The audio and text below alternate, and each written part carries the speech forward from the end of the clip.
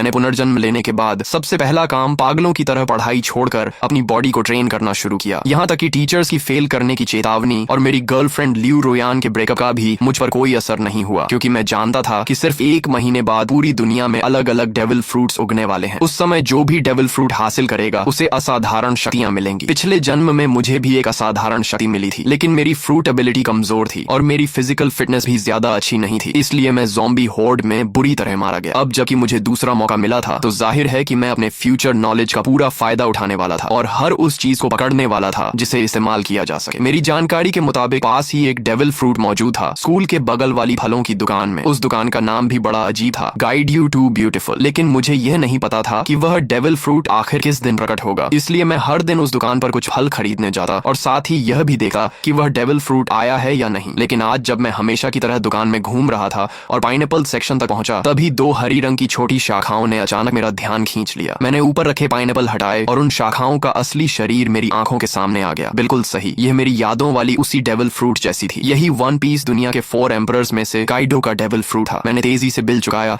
और बाकी फलों से भरा एक बैग भी उठा लिया ताकि किसी को शक न हो। जैसे ही मैं दुकान से बाहर निकला, सामने एक मजबूत शरीर वाला मध्यम उम्र का आदमी दिखाई दिया, वही आदमी जो पिछले जन्म में अज़्योर ड्रैगन फ्रूट का मालिक बना था। मैंने मन ही मन राहत की सांस ली। अगर मैं थोड़ी देर और कर देता तो ये फ्रूट उसी के हाथ लग जाती। हॉस्टल लौटे ही मैंने एक पल की भी देरी नहीं की और अज़्योर ड्रैगन फ्रूट को उठाकर सीधे एक बड़ा काट लिया। उसका स्वाद ऐसा था जैसे किसी ने सूखे पानी के टैंक और गंदगी के गड्ढे को मिलाकर उसमें सड़ी हुई पोछे की कपड़े को घुमा दिया हो और फिर सीधे मुंह में ठूंस दिया हो। इतनी गंदी टेस्ट थी कि मैं लगभग वहीं उल्टी कर देता, लेकिन मैंने खुद को रोका और किसी तरह उस गूदे को निगल लिया। फिर मैंने दिल मजबूत करके उसका बचा हुआ छिलका, बीज और वो छोटी बैंगनी शाखा भी निगल ली। काफी देर बाद मैंने गहरी सांस ली। अब चमत्कार का बीज बोया जा चुका था, बाकी सिर्फ इंतजार करना था। इसके बाद मैंने मोबाइल निकाला और शॉर्ट वीडियोस तथा फोरम ब्राउजिंग शुरू कर दी। कई प्लेटफॉर्म देखने के बाद मैंने एक आईडी सर्च की और पहला वीडियो खोला। भाइयों, देख रहे हो, ये थंडर फ्रूट है। कमेंट सेक्शन में बोली लगाओ, जो ज्यादा कीमत देगा उसे मिलेगा। ये देखकर मेरा दिल तेज धड़कने लगा। हालांकि अज़्योर ड्रैगन फ्रूट मैं पहले ही खा चुका था और दूसरा डेविल फ्रूट नहीं खा सका था, लेकिन जब अपोकलिप्स आएगा और सभी लोग इसकी असली कीमत जान जाएंगे, तब करोड़ों रुपए देकर भी एक फ्रूट नहीं मिलेगी। ये सबसे महत्वपूर्ण ट्रेडिंग रिसोर्स थी और अगर ट्रेडिंग में इस्तेमाल न भी करूं तो मैं इसे अपने माता पिता या अपनी बहन को खिला सकता था। वैसे भी दूसरी फ्रूट खाने की संभावना पूरी तरह खत्म नहीं हुई थी, बस उसके लिए ताकत और किस्मत दोनों चाहिए थी। मैंने कमेंट सेक्शन में कुछ नहीं लिखा, बल्कि सीधे उस नीले बालों वाले लड़के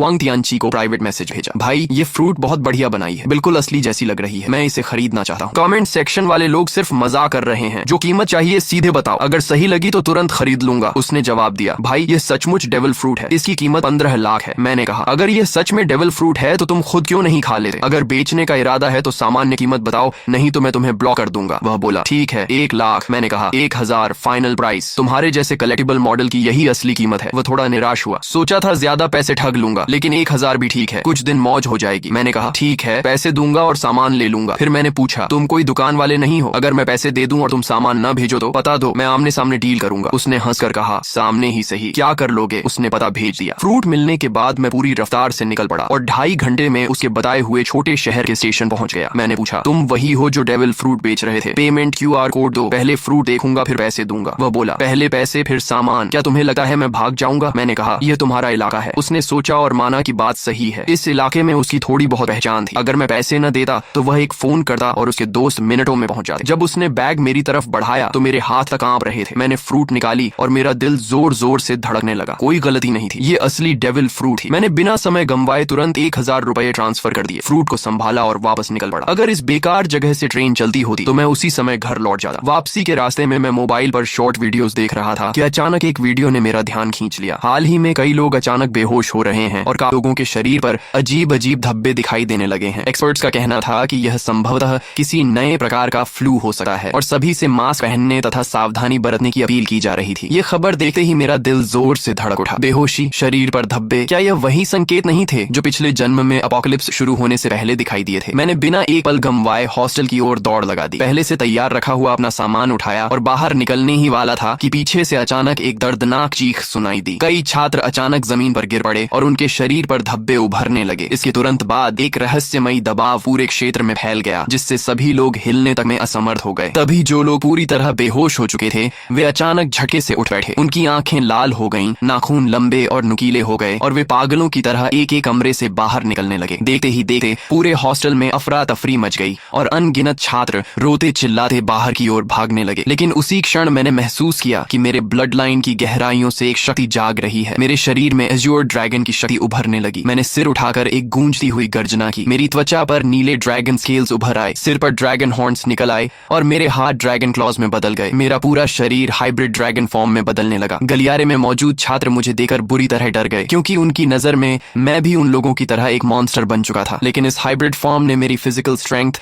डिफेंस, स्पीड और रिकवरी एबिलिटी को कई गुना बढ़ा दिया था। तभी पीछे से 2 ज़ॉम्बीज दहाड़ते हुए मेरी तरफ झपटे। मैंने ड्रैगन क्लॉ घुमाई और उन्हें एक ही वार में दूर फेंक दिया। तभी एक और ज़ॉम्बी दूसरे कमरे से बाहर निकला। मैंने मुंह खोलकर गर्म सांस छोड़ी और अगली ही क्षण आग की लपटों ने उसे राख में बदल दिया। लेकिन सिर्फ इतनी सी फ्लेम ब्रेथ के बाद ही मुझे अपनी स्टैमिना तेजी से घटी हुई महसूस हुई। डेविल फ्रूट की असली ताकत स्टैमिना पर निर्भर करती है। भविष्य में हाकी कितना भी आम क्यों ना हो जाए, आखिरकार खर्च स्टैमिना का ही होता है। अपोकलिप्स के शुरुआती चरण में हर किसी की फिजिकल लिमिट बहुत कम होती है। मैं काइडो जैसी ओनी रेस से नहीं था और न ही उसके जैसा मॉन्स्टर कॉन्स्टिट्यूशन रखता था। इसलिए एज्योर ड्रैगन फ्रूट मिलने के बावजूद मैं उसकी पूरी ताकत नहीं निकाल सका था। लेकिन मेरे पास इसका समाधान था। मैंने अपना बेसबॉल बैट उठाया। यह खास तौर पर बनवाया गया हैवी रीइंफोर्स्ड बैट था, जो ज़ॉम्बी के सिर कुचलने के लिए बिल्कुल परफेक्ट था। मैंने बैट घुमाया और उस पर बिजली की लहरें दौड़ने लगी। एज्योर ड्रैगन फ्रूट हवा, आग और बिजली तीनों एलिमेंट्स को कंट्रोल कर सका था। भले ही इसकी ताकत लोजिया फ्रूट्स जितनी ना हो, लेकिन अटैक एनहांस करने के लिए यह काफी थी। मैं गलियारे में ज़ॉम्बीज का सफाया करता हुआ आगे बढ़ता गया और जल्दी ही बाकी छात्रों का ध्यान मेरी तरफ गया। लगातार ज़ॉम्बीज को खत्म करने की वजह से उन्हें भागने और सांस लेने का मौका मिल रहा था। बिजली से घिरा मेरा बेसबॉल बैट सचमुच थंडर बागवा जैसा लग रहा था। लगभग हर ज़ॉम्बी मेरे सामने एक ही वार में खत्म हो रहा था। लेकिन मैं इस कत्लेआम के रोमांच में नहीं डूबा। लड़ते हुए मैं तेजी से नीचे की ओर बढ़ता रहा। मेरा पहला लक्ष्य था किसी भी कीमत पर घर पहुंचना, ताकि इस जन्म में मेरे माता पिता और मेरी छोटी बहन को फिर कभी अपमान और अत्याचार न सहना पड़े। दूसरा लक्ष्य था जितनी जल्दी हो सके 100 ज़ॉम्बीज मारना, क्योंकि जो व्यक्ति अकेले 100 ज़ॉम्बीज खत्म करता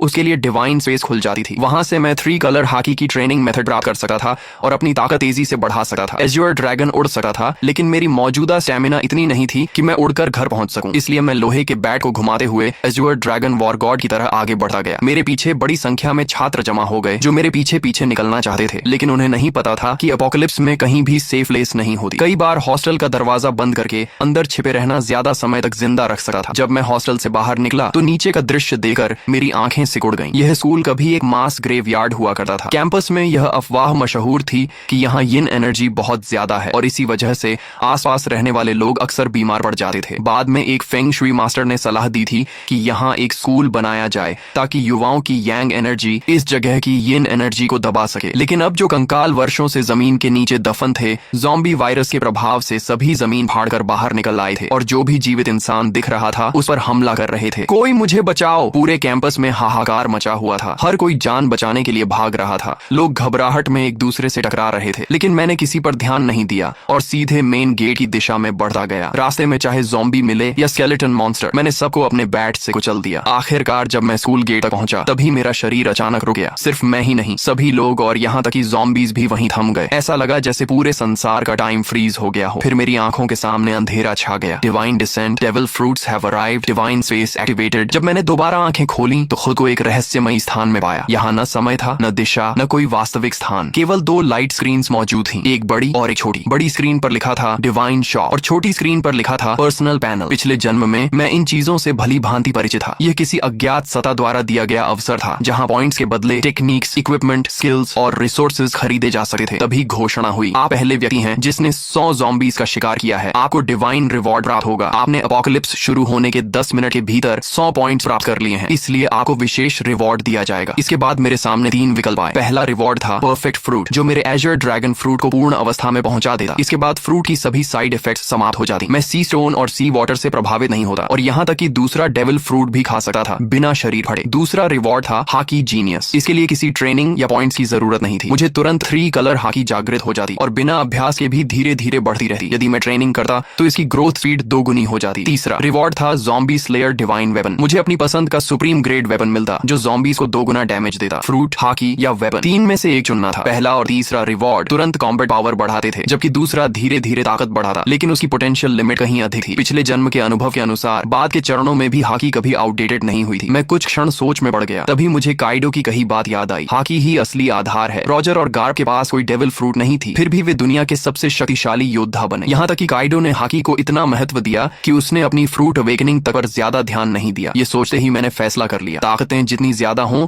उतना अच्छा नहीं। असली बात यह है कि किसी एक ताकत को उसकी सीमा तक पहुंचाया जाए। एज्योर ड्रैगन फ्रूट कितनी शक्तिशाली बनेगी ये पूरी तरह मेरी फिजिकल स्ट्रेंथ पर निर्भर था। अगले ही क्षण मैंने हाकी जीनियस चुन लिया। तुरंत 3 कलर हाकी मेरे भीतर जाग उठी। काली ऊर्जा की एक पतली परत मेरी मुठियों पर चढ़ गई। यह आर्मामेंट हाकी थी। इसके बाद मैंने कुछ पॉइंट्स खर्च करके 5 वाटर मीट खरीदे, जो तेजी से स्टेमिना रिकवर करने वाला फूड था और लड़ाई में लंबे समय तक टिकने में मदद करता था। पर्सनल पैनल सिर्फ स्टेटस स्क्रीन नहीं थी, बल्कि कम्युनिकेशन डिवाइस भी थी। अपोकलिप्स में जब मानव सभ्यता टूट गई थी, तब लोग इसी पैनल के कम्युनिकेशन फंक्शन से संपर्क बनाए रखते थे। इसमें अलग अलग चैनल्स भी बने हुए थे और बहुत से लोग पहले ही बातचीत शुरू कर चुके थे। तभी घोषणा हुई, स्पेस कनेक्शन समाप्त होने वाली है। भविष्य में केवल विचार करते ही डिवाइन स्पेस में प्रवेश किया जा सकेगा। मेरी आंखों के सामने फिर अंधेरा छा गया। जब मैंने दोबारा आंखें खोली तो मैं वापस अपने शरीर में था। चारों ओर अनगिनत ज़ॉम्बीज और घबराए हुए छात्र शिक्षक मौजूद थे। मैंने तुरंत एक वाटर मीट मुंह में ठूंस ली और तेजी से खाते हुए स्कूल गेट की ओर बढ़ने लगा। तभी मुझे अचानक खतरे का एहसास हुआ। मैंने तुरंत अपना शरीर एक ओर घुमा लिया। जिस जगह मैं खड़ा था वहां अगले ही पल जमीन फट गई और एक स्केलेटन आर्म बाहर निकल आई। बहुत से लोग सोच रहे थे कि शहर छोड़कर किसी सुनसान जगह चले जाएंगे और किसी तरह जीवित रहेंगे, लेकिन उन्हें नहीं पता था कि अब इस दुनिया में 1 इंच भी सुरक्षित जमीन नहीं बची थी। इसी दौरान रास्ते में चल रही कारों के रेडियो पर इमरजेंसी ब्रॉडकास्ट लगातार बज रहा था। यह राष्ट्रीय आपातकालीन सूचना है। सभी नागरिक शांत रहें, अपने घरों के अंदर रहें और दरवाजे खिड़कियां बंद रखें। हमारी सेना पूरी तरह सक्रिय हो चुकी है। रेडियो पर आगे घोषणा हुई, हमारी बायोलॉजिकल लैबोरेटोरीज भी एंटीडोट विकसित करने में लगी हुई हैं। कृपया शांति बनाए रखें और घबराहट में कोई गलत कदम न उठाएं। लेकिन मैं जानता था कि सच्चाई इससे कहीं ज्यादा भयावह है। ज़ॉम्बी वायरस की पहली लहर हवा के जरिए फैलती थी और जिन लोगों की फिजिकल कॉन्स्टिट्यूशन कमजोर होती थी वे सबसे पहले संक्रमित होते थे। इसी वजह से हॉस्पिटल्स और ओल्ड एज होम्स संक्रमण के सबसे बड़े केंद्र बन गए थे। अपोकलिप्स शुरू होने के बाद वायरस का मुख्य संक्रमण तरीका ब्लड ट्रांसमिशन बन जाता था। ऐसी स्थिति में सेना के जवान जिनकी फिजिकल फिटनेस सबसे अच्छी होती थी, उनके संक्रमित होने की संभावना बहुत कम रहती थी। इसलिए अपोकलिप्स की शुरुआत में मिलिट्री अभी भी कुछ हद तक प्रभावी रहती थी, लेकिन मैं जानता था कि यह ज्यादा समय तक नहीं चलेगा। अगर सेना तेजी से ज़ॉम्बीज को खत्म करना चाहती तो उसे गन्स और अन्य फायर आर्म्स का इस्तेमाल करना पड़ता, लेकिन ऐसा करने पर उन्हें पॉइंट्स नहीं मिलते। पॉइंट्स के बिना वे मजबूत नहीं बन सकते थे। दूसरी तरफ ज़ॉम्बीज लगातार विकसित होते जाते और आखिरकार ऐसे स्तर पर पहुंच जाते जहां सामान्य फायर आर्म्स भी उनके सामने बेअसर हो जाती। जैसे जैसे ज़ॉम्बीज मजबूत होते, सेना कमजोर पड़ती जाती और समाज का पतन तेजी से होने लगा। इसलिए इस अपोकलिप्स में असली उम्मीद सिर्फ एक ही थी, हर इंसान को योद्धा बनना होगा और खुद ज़ॉम्बीज से लड़ना होगा। यह एक ऐसी सर्वाइवल कंपटीशन थी जिसमें केवल योग्य और शक्तिशाली लोग ही आगे बढ़ सकते थे। मेरी कार तेज रफ्तार से सड़क पर दौड़ रही थी। रास्ते में अगर कोई ज़ॉम्बी सामने आ भी जाता तो मैं ब्रेक लगाने की बजाय उसे सीधा टक्कर मारकर आगे निकल जाता। तभी अचानक मेरा फोन बज उठा। कॉल उठाते ही दूसरी तरफ से मेरी छोटी बहन की घबराई हुई आवाज सुनाई दी, भैया आप कहाँ हो? बाहर बहुत सारे ज़ॉम्बीज हैं, बहुत डर लग रहा है। मैंने तुरंत पूछा, मैं ठीक हूँ, तुम कैसी हो? मम्मी पापा ठीक है ना? उसने राहत की सांस लेते हुए कहा, मम्मी ने आपकी बात मानकर पहले ही छुट्टी ले ली थी और मुझे स्कूल से घर ले आई थी। पापा अभी हॉस्पिटल में हैं। उन्होंने कहा है कि उन्होंने ऑफिस लॉक कर लिया है और फिलहाल सुरक्षित हैं। भैया आप तो सचमुच भविष्यवक्ता निकले। अगर आपने मम्मी को जबरदस्ती छुट्टी लेने के लिए न कहा होता तो शायद हम अभी बाहर ही मर चुके होते। पिछले 1 महीने से मेरी बहन औचिंग बहुत हैरान थी, क्योंकि मैं हर दिन बड़ी मात्रा में डेली नेसेसिटीज घर भेज रहा था। जब भी परिवार पूछता कि इतना सामान क्यों जमा कर रहा हूँ, मैं कोई जवाब नहीं देता था। उन्हें यह भी नहीं पता था कि मेरे पास इतना पैसा आया कहाँ से। असल में मेरे पास कोई पैसा नहीं था, सिर्फ 1 महीने में इतना कमाना भी असंभव था। लेकिन जब अपोकलिप्स आने ही वाला था तो मुझे कर्ज लेने से डरने की क्या जरूरत थी। मैंने लगभग हर ऑनलाइन प्लेटफॉर्म से लोन ले लिया था। अगर माता पिता को समझाने की समस्या न होती तो शायद मैं घर तक गिरवी रख देता। हालांकि डिवाइन स्पेस के मौजूद होने के कारण बहुत ज्यादा रिसोर्सेज जमा करने की जरूरत भी नहीं थी। यह सामान सिर्फ इमरजेंसी के लिए था। हम बात ही कर रहे थे कि सामने एक लग्जरी कार अचानक रास्ते में कूद पड़े ज़ॉम्बी से बचने की कोशिश में पलट गई। उसी पल एक भयानक चेन कलिजन शुरू हो गई। पीछे आ रही कई गाड़ियां एक दूसरे से टकरा गईं और कुछ ही सेकंड में सड़क पर तबाही मच गई। कई लोग वहीं मारे गए, लेकिन मैं पहले से जानता था कि ऐसा होगा। अब रुकना संभव नहीं था। मैंने तुरंत अपना बैकपैक और बेसबॉल बैट पकड़ा, एज्योर ड्रैगन फॉर्म में बदल गया और कार की छत ओढ़कर सीधे आसमान में उड़ गया। बादलों और धुंध ने मेरे विशाल ड्रैगन बॉडी को ऊपर उठाया और मैं तेजी से आसमान की ओर बढ़ गया। यह चमत्कारी दृश्य देखकर सड़क पर मौजूद सभी लोग स्तब्ध रह गए। पहले से भयानक कार एक्सीडेंट अब और भी ज्यादा अराजक हो गया, लेकिन मुझे नीचे हो रहे हंगामे से कोई मतलब नहीं था। मैं सीधे बादलों के बीच घुस गया और अपने घर की दिशा में उड़ने लगा। बीच बीच में मैं बैकपैक से वाटर मीट निकाल कर खाता ताकि स्टेमिना रिकवर होती रहे। मेरी मौजूदा ताकत इतनी नहीं थी कि मैं लगातार लंबे समय तक उड़ सकूं। आखिरकार जब सारी वाटर मीट खत्म हो गई तो मुझे जमीन पर उतरना पड़ा और मैं वापस ह्यूमन फॉर्म में बदल गया। मैंने आसपास नजर दौड़ाई। फिलहाल वहां कोई ज़ॉम्बी दिखाई नहीं दे रहा था। मैंने तुरंत डिवाइन स्पेस में प्रवेश किया और फिर से 5 वाटर मीट एक्सचेंज कर ली और उन्हें बैकपैक में भर लिया। इस समय मेरे बैकपैक में सिर्फ 5 वाटर मीट और एक थंडर फ्रूट थी। एक वाटर मीट खाने के बाद मैंने दोबारा उड़ान नहीं भरी, क्योंकि वाटर मीट स्टैमिना तो रिकवर कर सकती थी, लेकिन अगर लगातार उसी पर निर्भर रहा जाए तो स्टैमिना कंजम्पशन और तेज हो जाती थी। साथ ही मेंटल फटीग को यह बिल्कुल रिकवर नहीं कर सकती थी। मैंने मैप खोला और अपनी स्थिति देखी। मुझे किसी हाईवे तक पहुंचना था और वहां से एक व्हीकल हासिल करनी थी। दिशा तय करने के बाद मैं फिर से एज्योर ड्रैगन में बदल गया। इस बार मैं सिर्फ 10 मिनट तक उड़ा और जल्द ही नीचे एक हाईवे दिखाई देने लगी, जहां अनगिनत व्हीकल तेज रफ्तार से दौड़ रही थी। मेरा लक्ष्य था कोई मजबूत ऑफ रोड एसयूवी ढूंढना। नीचे सड़क पर मौजूद कई लोगों ने आसमान में उड़ते एज्योर ड्रैगन को देख लिया था। तुरंत लोगों ने अपने फोन्स निकालकर वीडियो बनाना शुरू कर दिया और उसे डिवाइन स्पेस के कम्युनिकेशन चैनल पर अपलोड कर दिया। दोस्तों, मैंने ड्रैगन देखा है, बहुत बड़ा एज्योर ड्रैगन, कम से कम 10 मीटर लंबा होगा, किसी ने लिखा। दूसरे ने जवाब दिया, ये जरूर काइडो का एज्योर ड्रैगन फ्रूट होगा। पता नहीं किस लकी आदमी को इतनी ताकतवर मिथिकल बीस्ट फ्रूट मिल गई। तभी किसी और ने लिखा, मुझे भी कभी थंडर फ्रूट मिली थी, लेकिन मैंने उसे नकली समझकर बेच दिया। ये मैसेज लिखने वाला वही पीले बालों वाला हुआंग तियंची था। उसे अब पछतावे से खुद को मार लेने का मन कर रहा था। आखिर उसने असली थंडर फ्रूट सिर्फ 1000 रुपए में बेच दी थी। जीजू से यूजो जाने वाले हाईवे के ऊपर उड़ते हुए मैं आखिरकार एक बेहद मजबूत दिखने वाली ऑफ रोड एसयूवी पर नजर टिकाने ही वाला था। मैं नीचे उतरकर राइड लेने की तैयारी कर रहा था कि तभी मेरी नजर सड़क किनारे खड़े एक विशाल पेड़ पर पड़ी। वहां किसी चीज की हल्की लेकिन रहस्यमयी चमक टिमटिमा रही थी। मैंने पहले ही अनुमान लगाया था कि दुनिया में प्रकट होने वाले अधिकांश डेविल फ्रूट जोवन टाइप के होंगे। हालांकि मिथिकल बीस्ट फ्रूट्स भी उतने दुर्लभ नहीं थे जितना लोग सोचते थे। आखिर दुनिया की हर संस्कृति और हर सभ्यता में अनगिनत मिथिकल क्रीचर्स, डिवाइन बीस्ट्स और डीमोनिक मॉन्स्टर्स मौजूद थे। उन सभी के आधार पर नई मिथिकल बीस्ट फ्रूट्स जन्म लेने वाली थी। लेकिन भले ही मिथिकल फ्रूट्स की संख्या बढ़ जाए, फिर भी वे सबसे शक्तिशाली फ्रूट्स में गिनी जाती थी। मैंने अपने ड्रैगन क्लॉ से उस चमकती हुई फ्रूट को तोड़ा और उसे पीछे लटके बड़े बैकपैक में रख लिया। जब मेरे पॉइंट्स 1000 तक पहुंच जाएंगे, तब डिवाइन स्पेस में एक नया फंक्शन अनलॉक होगा, डेविल फ्रूट आइडेंटिफिकेशन। उसकी मदद से मैं किसी भी फ्रूट की एबिलिटी पहले से जान सकता था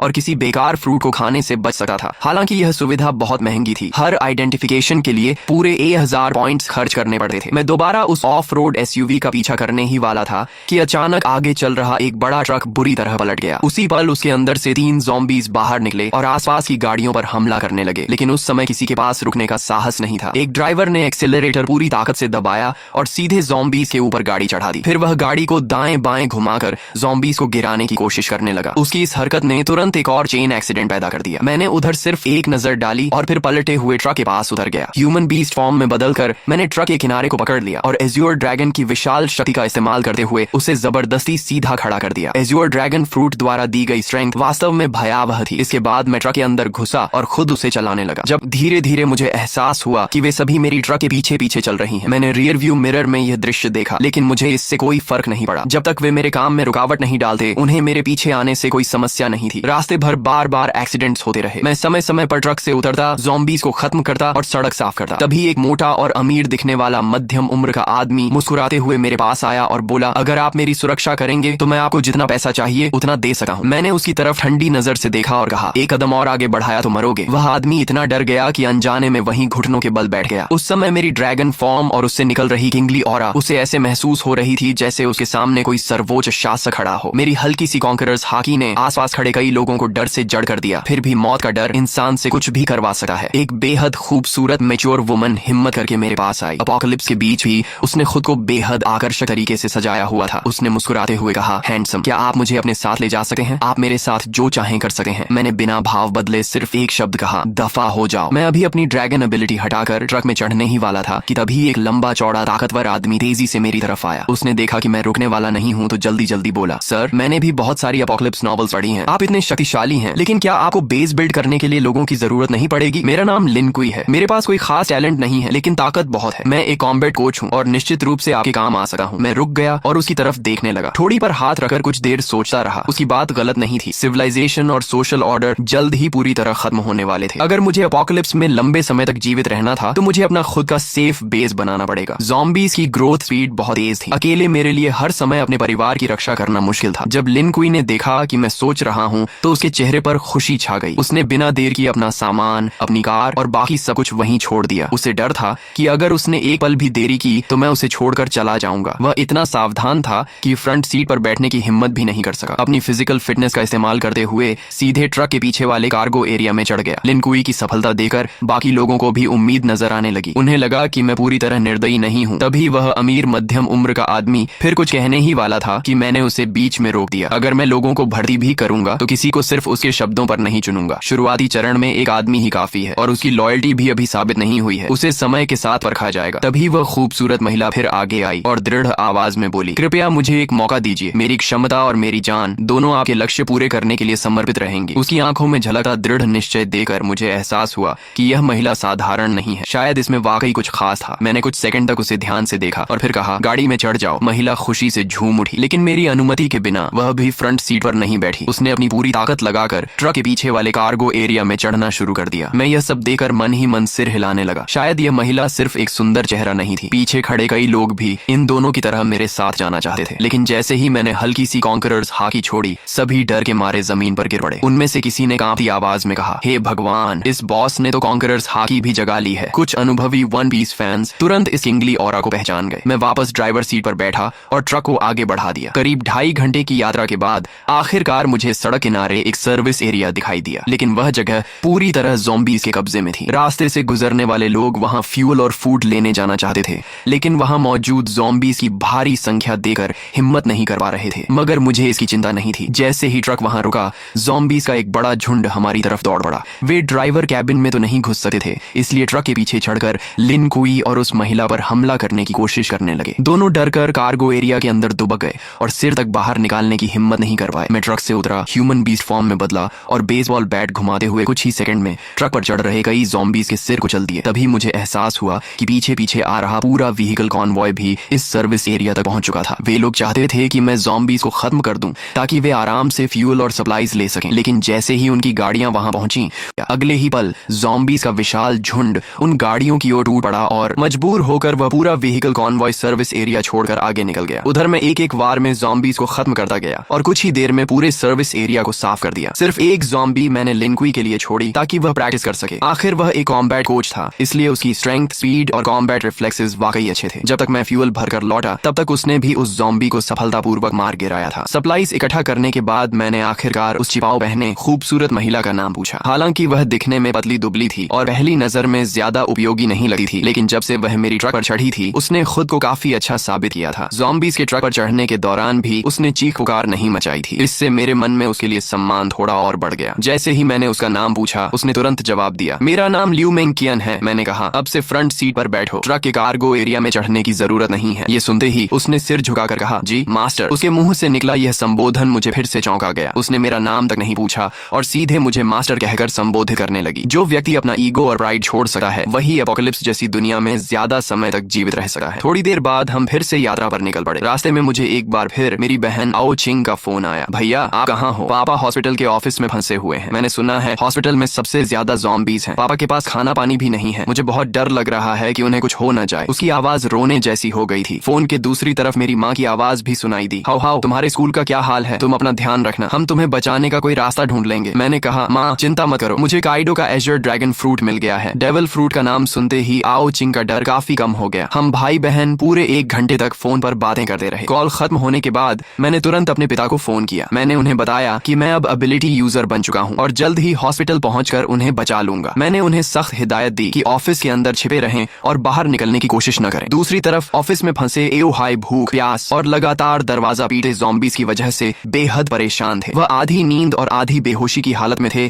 कि तभी मेरा फोन आया। मेरा नाम देखते ही उनमें जान आ गई। जब मैंने उन्हें वीडियो कॉल की और उन्होंने मुझे ड्रैगन ह्यूमन फॉर्म में ज़ॉम्बीज़ का सफाया करते देखा, तब जाकर उनके दिल को सुकून मिला। उन्होंने मुझे अपने ऑफिस का रास्ता बताया। मैं तेजी से हॉस्पिटल के एक कोने में बने ऑफिस तक पहुंच गया। वहां 12 ज़ॉम्बीज़ लगातार दरवाजा तोड़ने की कोशिश कर रहे थे। दरवाजे में कई बड़े छेद भी हो चुके थे। अगर अंदर से टेबल्स और चेयर्स लगाकर उसे ब्लॉक न किया गया होता तो ज़ॉम्बीज़ कब के अंदर घुसकर पापा को टुकड़े टुकड़े कर चुके होते। मैंने बेसबॉल बैट घुमाई और कुछ ही सेकंड में उन सभी ज़ॉम्बीज़ के सिर तोड़ डाले। फिर एक जोरदार किक मारकर ऑफिस का दरवाजा खोल दिया। अंदर मौजूद पापा की हालत जरूर खराब थी, लेकिन वे पूरी तरह सुरक्षित थे। मेरे लिए यही सबसे बड़ी खुशखबरी थी। एओ हाई वाटर मीट खाते हुए बोले, तो ये वही डेविल फ्रूट एबिलिटी है जिसके बारे में तुम और आओ चिंग बात कर रहे थे। ऑफिस में फंसे रहने के दौरान उन्होंने डिवाइन स्पेस के कम्युनिकेशन चैनल्स में बहुत सारे वीडियोस और डिस्कशंस देख लिए थे, इसलिए उन्हें वन पीस और डेविल फ्रूट्स के बारे में कुछ जानकारी हो गई थी। मैं हंस पड़ा और एक और अंदर घुसे ज़ॉम्बी का सिर बैट से कुचलते हुए बोला, कैसा लगा आपका बेटा? कूल है ना? आओ हाई मुस्कुराकर बोले, बहुत कूल है बदमाश। अपोकलिप्स शुरू होने के बाद उन्होंने अपनी आंखों से अनगिनत लोगों को ज़ॉम्बीज़ के हाथों मरते देखा था। ऐसे में उनका पूरा परिवार अभी तक सुरक्षित था। यही उनके लिए सबसे बड़ी खुशी थी। हॉस्पिटल से बाहर निकलते समय मैंने देखा कि कई कई बिल्डिंग्स के दरवाजों और खिड़कियों के पीछे लोग छिपे हुए बाहर झांक रहे थे। जब उन्होंने आओ हाई को एक ड्रैगन मैन के साथ जाते देखा और यह भी देखा कि वह ड्रैगन मैन कितनी आसानी से ज़ॉम्बीज को मार रहा है, तो कई लोग मदद के लिए चिल्लाने लगे, ओल्ड हाई हमें भी बचा लो। आओ हाई के चेहरे पर दया की झलक दिखाई दी। उन्होंने कहा, हाओ इन्हें भी बचा लो, ये सब मेरे कॉलीग्स हैं, बहुत बेचारे हैं। मैंने ठंडे स्वर में जवाब दिया, बचाकर क्या करूंगा? क्या मैं इन्हें एक एक करके इनके घर भी छोड़ूंगा? और अगर घर पहुंच भी गए तो क्या वे निश्चित रूप से जिंदा रह पाएंगे? मैंने उनकी पुकारों को अनसुना किया और पापा को लेकर आगे बढ़ गया। रास्ते में हम उस कमरे के पास पहुंचे जहां लिन कुई और लियू मेंकियान छिपे हुए थे। मैंने दरवाजे पर हमला कर रहे ज़ॉम्बीज को खत्म किया और फिर एक बार में दरवाजा तोड़ दिया। मुझे देखकर दोनों तुरंत बाहर आ गए और एक साथ बोले, मास्टर। ये सुनकर आओ हाई की आंखें फैल गईं। एक तरफ मांसपेशियों से भरा विशाल आदमी और दूसरी तरफ एक बेहद खूबसूरत महिला, दोनों मेरे सामने इतनी इज्जत से झुके हुए थे। खासकर लियू मेंकियान द्वारा मुझे मास्टर कहना उन्हें और भी अजीब लग रहा था। उनके चेहरे पर साफ लिखा था, हे भगवान, मेरा बेटा आखिर बाहर क्या क्या कर रहा है। यहाँ तक कि मेरी 2 जन्मों की मोटी चमड़ी भी थोड़ा गर्म हो गई। मैंने सामान्य बने रहने की कोशिश करते हुए कहा, ये दोनों रास्ते में मिले छोटे भाई बहन जैसे हैं। लेकिन आओ हाई की आंखें साफ कह रही थीं कि उन्हें मेरी बात पर जरा भी विश्वास नहीं हुआ। मैं और कुछ समझाने की बजाय चुप हो गया। हम सभी ट्रक तक पहुंचे। मैंने पापा को फ्रंट सीट पर बैठाया और लियू मेंकियन को फिर से कार्गो एरिया में भेज दिया। जब हम घर पहुंचे तो मेरी बहन आओ चिंग ने लियू मेंकियन को देखते ही आश्चर्य से मुंह खोल दिया। वाह कितनी सुंदर महिला है। और अभी इसने भैया को क्या कहा, मास्टर? फिर उसने लिन कुई की तरफ देखा, और ये मसल मॉन्स्टर कौन है? अगर कोई कह दे कि यह स्पेशल फोर्सेस का सैनिक है तो भी मैं मान लूंगी, और ये भी भैया को बॉस कह रहा है। इस समय लियू मेंकियन एक परफेक्ट मेड की तरह दोनों हाथ पेट के सामने जोड़कर शांति से मेरे पीछे खड़ी थी। वहीं लिन कुई काफी असहज महसूस कर रहा था। वह मिलनसार व्यक्ति था, लेकिन यह उसके बॉस का परिवार था, इसलिए उसे समझ नहीं आ रहा था कि कैसे व्यवहार करे। आखिर मेरी माँ लियू यून ने स्थिति संभाली और मुस्कुराते हुए कहा, सबको भूख लगी होगी ना? जैसे ही उन्हें पता चला था कि मैं और पापा लौट रहे हैं, उन्होंने सोना छोड़ दिया और पूरी रात खाना बनाने में लगा दी थी ताकि हम दोनों गर्म खाना खा सकें। लेकिन उन्हें यह उम्मीद नहीं थी कि मैं 2 और लोगों को साथ ले आऊंगा, इसलिए खाना थोड़ा कम पड़ रहा था। अच्छी बात यह थी कि मैंने पहले से बहुत सारे कैंड फूड्स जमा कर रखे थे। कुछ कैंस खोलकर माँ ने पूरा बड़ा डिनर तैयार कर दिया। जब मैंने देखा कि लिन कुई और लियू मेंकियन अभी भी किनारे खड़े हैं तो मैंने उन्हें भी खाने के लिए बुलाया। लिन कुई आगे बढ़ने ही वाला था कि लियू मेंकियन बोली, मुझे थोड़ा कैंड फूड दे दीजिए, मैं मास्टर के साथ एक ही टेबल पर नहीं बैठ सकती। ये सुनते ही कमरे में मौजूद सभी लोग स्तब्ध रह गए। आओ चिंग की नजरें मेरे और लियू मेंकियन के चेहरे पर बार बार घूमने लगी। फिर शरारती मुस्कान के साथ बोली, अब मैं समझ गई, इसे फ्लर्टिंग कहते हैं। उसकी बात पूरी होने से पहले ही मैंने उसके सिर पर हल्का सा नॉक मार दिया। वह दर्द से आंखों में आंसू भरकर मेरा हाथ पकड़कर काटने लगी। डिनर खत्म होने के बाद मैंने बैकपैक से 2 डेविल फ्रूट्स निकाली। मेरे पास अभी 2 डेविल फ्रूट्स हैं, एक थंडर फ्रूट है और दूसरी की एबिलिटी अभी पता नहीं है। तुम लोग इनमें से खा लो। यह सुनकर लिन कुई और लियू मेंकियन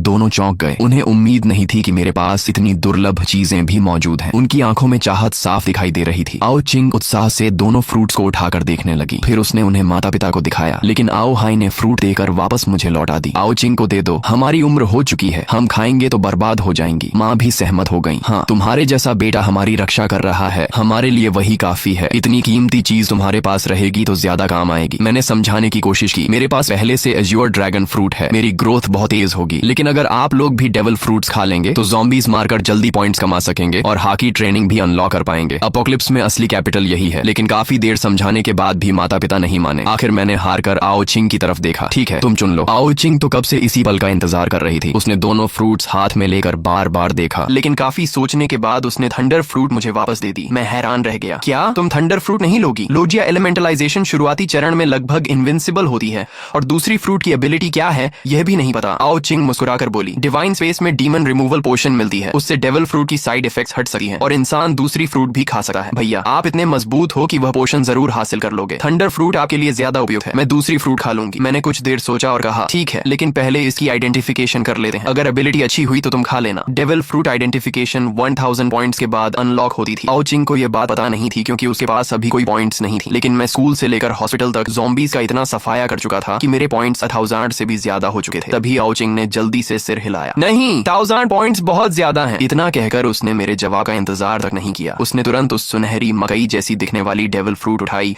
और एक बड़ा टुकड़ा काटकर निगल लिया। ये देखकर मैं घबरा गया। मुझे बिल्कुल उम्मीद नहीं थी कि वह सीधे फ्रूट खा लेगी। अगर यह कोई कमजोर एबिलिटी निकली तो बाद में पछताने का भी मौका नहीं मिलेगा। लेकिन अब बहुत देर हो चुकी थी। आओ चिंग फ्रूट का गूदा निगल चुकी थी। मैं केवल मन ही मन प्रार्थना कर सकता था कि उसे कोई शक्तिशाली एबिलिटी मिले। मैं मन ही मन यही प्रार्थना कर रहा था कि यह डेविल फ्रूट कोई शक्तिशाली एबिलिटी दे। कमरे में मौजूद सभी लोग आओ चिंग को घूर रहे थे और उसके शरीर में होने वाले बदलावों पर नजर रखे हुए हुए थे। आओ चिंग खुद भी बेहद घबराई हुई थी। वह अपने शरीर के अंदर दौड़ रही उस रहस्यमयी ऊर्जा को महसूस कर रही थी। जल्द ही वह ऊर्जा उसके पूरे शरीर में फैल गई और उसका शरीर बदलने लगा। अगले ही पल उसका शरीर तेजी से सिकुड़ गया और वह एक हथेली जितनी छोटी, सफेद फर और सुनहरे निशानों वाली चूहे जैसी प्राणी में बदल गई। यह ज़ोअन टाइप है। कमरे में मौजूद सभी लोगों को तुरंत समझ आ गया कि यह एनिमल टाइप फ्रूट है, लेकिन वह छोटा चूहा बिल्कुल साधारण नहीं लग रहा था। उसके शरीर से एक खास तरह की मिस्टिकल ऑरा निकल रही थी, जिससे साफ था कि यह कोई ऑर्डिनरी स्पीसीज नहीं है। मैंने उत्सुकता से पूछा, जल्दी बताओ, ये कौन सी कैटेगरी है? ऑर्डिनरी ज़ोआन, एंशिएंट ज़ोआन या मिथिकल बीस्ट? आओ चिंग ने उत्साह से जवाब दिया, यह मिथिकल बीस्ट है। जैसे ही मैंने मिथिकल बीस्ट सुना, मेरे चेहरे पर खुशी फैल गई। लगता था इस बार आओ चिंग का दांव सफल हो गया था। मिथिकल बीस्ट फ्रूट्स के पास हमेशा कुछ स्पेशल एबिलिटीज होती थी। मैंने तुरंत पूछा, तो इसकी एबिलिटी क्या है? आओ चिंग मुस्कुराई और बोली, देखो। इतना कहकर उसने अचानक नीचे की ओर छलांग लगाई। अगले ही पल उसका पूरा शरीर फर्श के अंदर समा गया। हैरानी की बात यह थी कि जमीन पर कोई गड्ढा नहीं बना, न ही कोई दरार पड़ी। ऐसा लगा जैसे वह सीधे जमीन के अंदर घुस गई हो। कुछ सेकंड बाद वही छोटा चूहा मेरे पीछे से निकल आया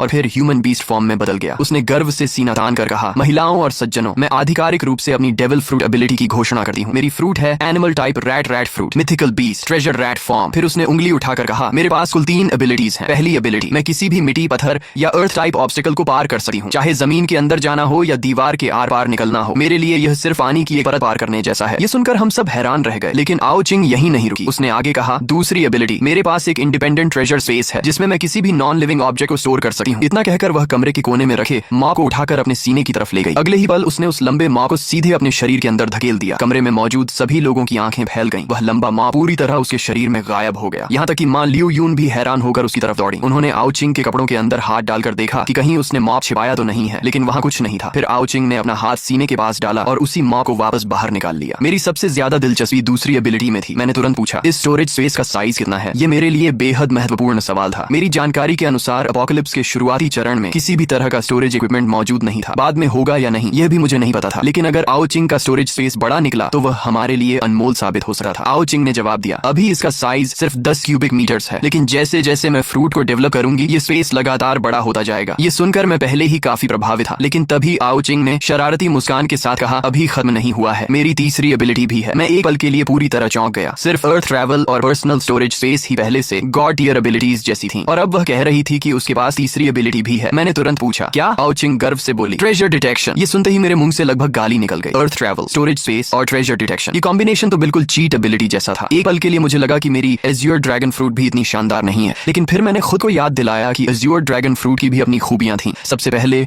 वह विंड, फायर और लाइटनिंग तीनों नेचुरल एलिमेंट्स को कंट्रोल कर सकती थी। दूसरा, वह क्लाउड राइडिंग की मदद से उड़ने की एबिलिटी देती थी। और तीसरा, वह अन्य अधिकांश ज़ोआन फ्रूट्स की तुलना में कहीं ज्यादा स्ट्रेंथ, डिफेंस, स्पीड और रिकवरी प्रदान करती थी। तुलना करने पर साफ था कि एज्योर ड्रैगन कॉम्बैट के लिए बनी थी, जबकि ट्रेजर रैट कॉम्बैट के बाहर सपोर्ट और एक्सप्लोरेशन के लिए बनी थी। लेकिन तभी आओ चिंग का चेहरा थोड़ा उदास हो गया। उसने कहा, इस फ्रूट की एक कमजोरी भी है। दूसरे ज़ोआन यूजर्स की तरह बीस्ट फॉर्म में जाने पर मुझे कोई स्ट्रेंथ या डिफेंस बूस्ट नहीं मिलता, बल्कि बीस्ट फॉर्म में मेरी कॉम्बैट पावर लगभग 0 हो जाती है। फिर उसने ह्यूमन बीस्ट फॉर्म दिखाते हुए कहा, और ह्यूमन बीस्ट फॉर्म में भी मुझे लगभग कोई फिजिकल एनहांसमेंट नहीं मिलती। मेरी स्ट्रेंथ और डिफेंस एक सामान्य इंसान जैसी ही रहती है। इतना कहने के बाद वह फिर मुस्कुराई, लेकिन मेरी स्पीड बहुत ज्यादा है। मुझे लगता है कि मेरी स्पीड बोनस बाकी मिथिकल ज़ोआन यूजर्स से कम 2 गुनी है। उसके चेहरे पर गर्व साफ दिखाई दे रहा था। सच कहूं तो यह कॉम्बैट ओरिएंटेड डेविल फ्रूट नहीं थी, लेकिन इसकी यूटिलिटी शायद एज्योर ड्रैगन फ्रूट से भी ज्यादा मूल्यवान थी। आखिर ट्रेजर डिटेक्शन का मतलब क्या था? अपोकलिप्स के इस दौर में दुनिया का सबसे बड़ा ट्रेजर क्या था? जवाब लगभग तय था, डेविल फ्रूट्स। हालांकि सिर्फ डेविल फ्रूट्स ही नहीं, भविष्य में अलग अलग सीक्रेट रेल्म्स और मिस्टिकल डंजन्स भी खुलने वाले थे। और आओ चिंग की यह एबिलिटी हमें उन सभी जगहों पर छिपे हुए ट्रेजर्स, रिसोर्सेज और अपॉर्चुनिटीज ढूंढने में बेहद बड़ी बढ़त देने वाली थी। यह सोचकर मेरे मन में एक ही विचार आया, शायद हमारी पूरी फैमिली की किस्मत अभी अभी बदल गई थी। भविष्य में खुलने वाले सीक्रेट रेल्म्स और मिस्टिकल डंजन्स में भी हमें इस एबिलिटी की वजह से बहुत बड़ा फायदा मिलने वाला था। मैंने कुछ देर सोचने के बाद थंडर फ्रूट आओ चिंग को देते हुए कहा, इसे अपने ट्रेजर स्पेस में रखो। फिलहाल पूरी दुनिया में इससे ज्यादा सुरक्षित जगह कोई नहीं है। थंडर फ्रूट की असली कीमत समझने के बाद मैंने उसे एओ चिंग के स्टोरेज स्पेस में रखवा दिया। इसके बाद मैंने अपने पॉइंट्स में से सभी को 30 पॉइंट्स दिए, ताकि वे 3 कलर हॉकी की ट्रेनिंग मेथड एक्सचेंज कर सकें। आखिर बिना डेविल फ्रूट के भी